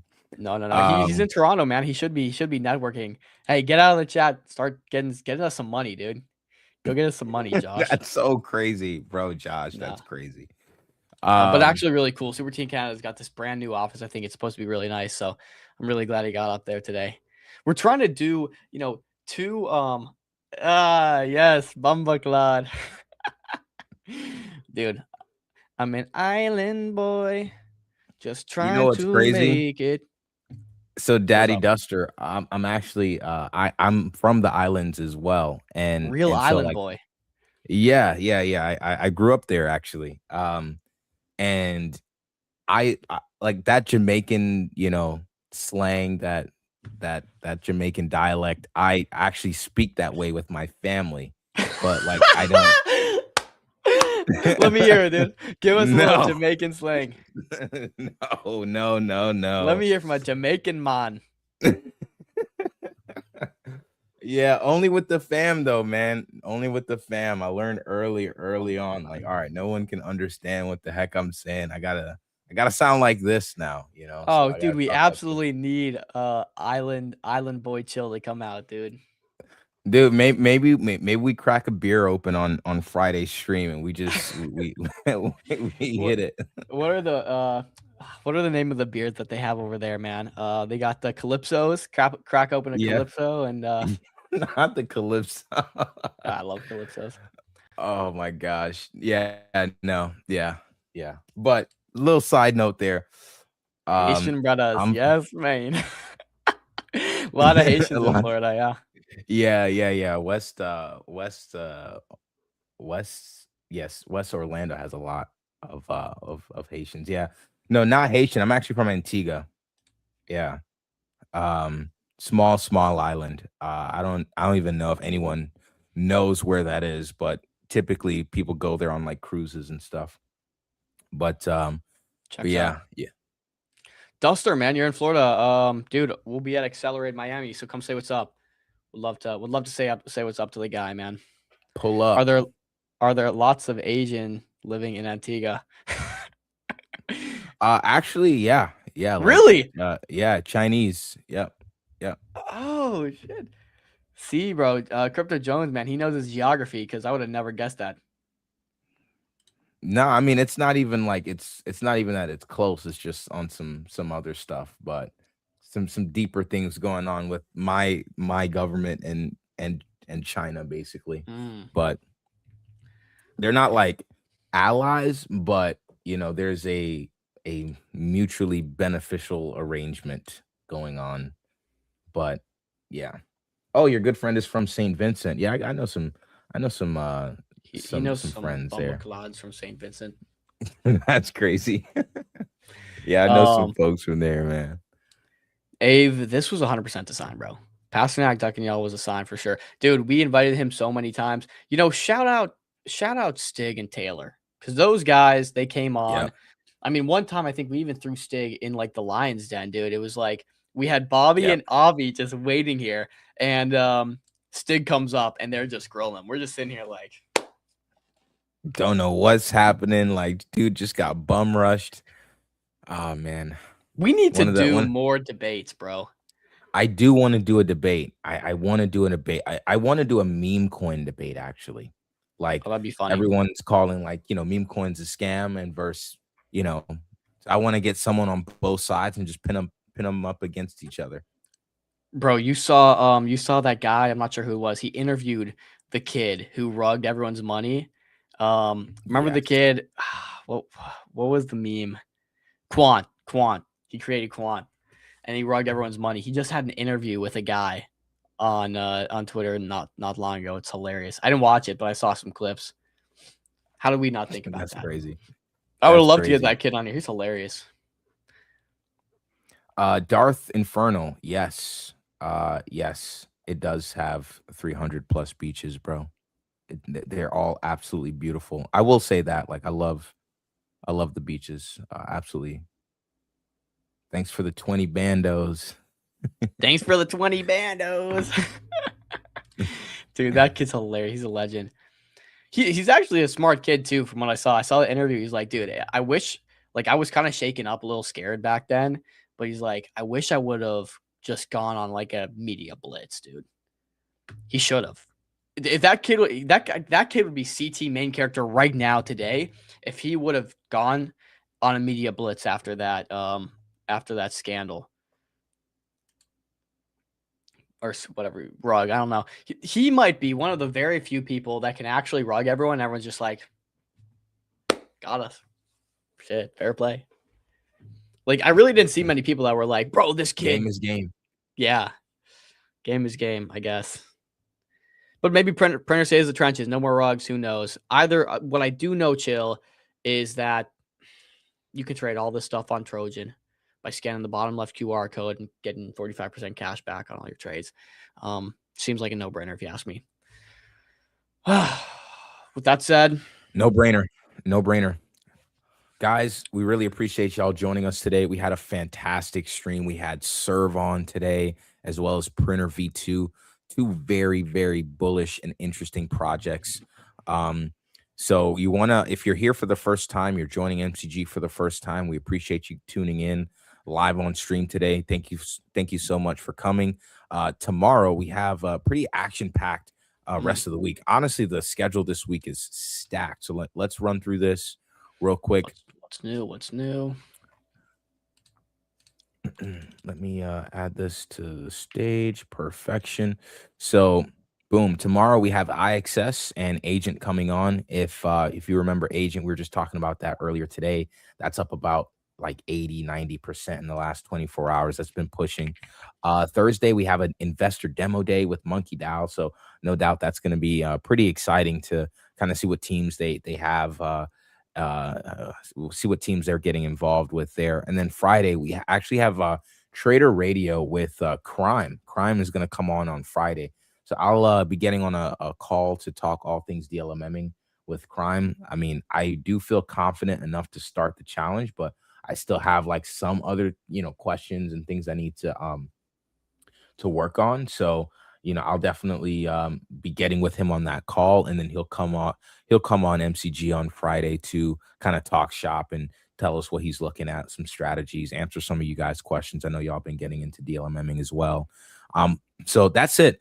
Hey guys, look, follow MCG live on Twitter to keep up with all of our updates, to include clips from streams, full segments, as well as just some keeping up with everything MCG with our schedule, guests, appearances, all that good stuff. So we really appreciate you all tuning in. All that good stuff. All that. Once MCG starts posting feed pics, we're down market's bad. cooked. Yeah. I got pretty my feet are, Oh my gosh, guys, we're out of here. We're All out right. of here. We're out of See you guys. here. If you want to see Deuces, it, we'll see y'all DMs are tomorrow. open. Pretty His affordable. DMs, not mine. His DMs, not mine. Chill won't dox his face, but he'll dox his big toe. Yo, that's Jeez. crazy. All right, boys.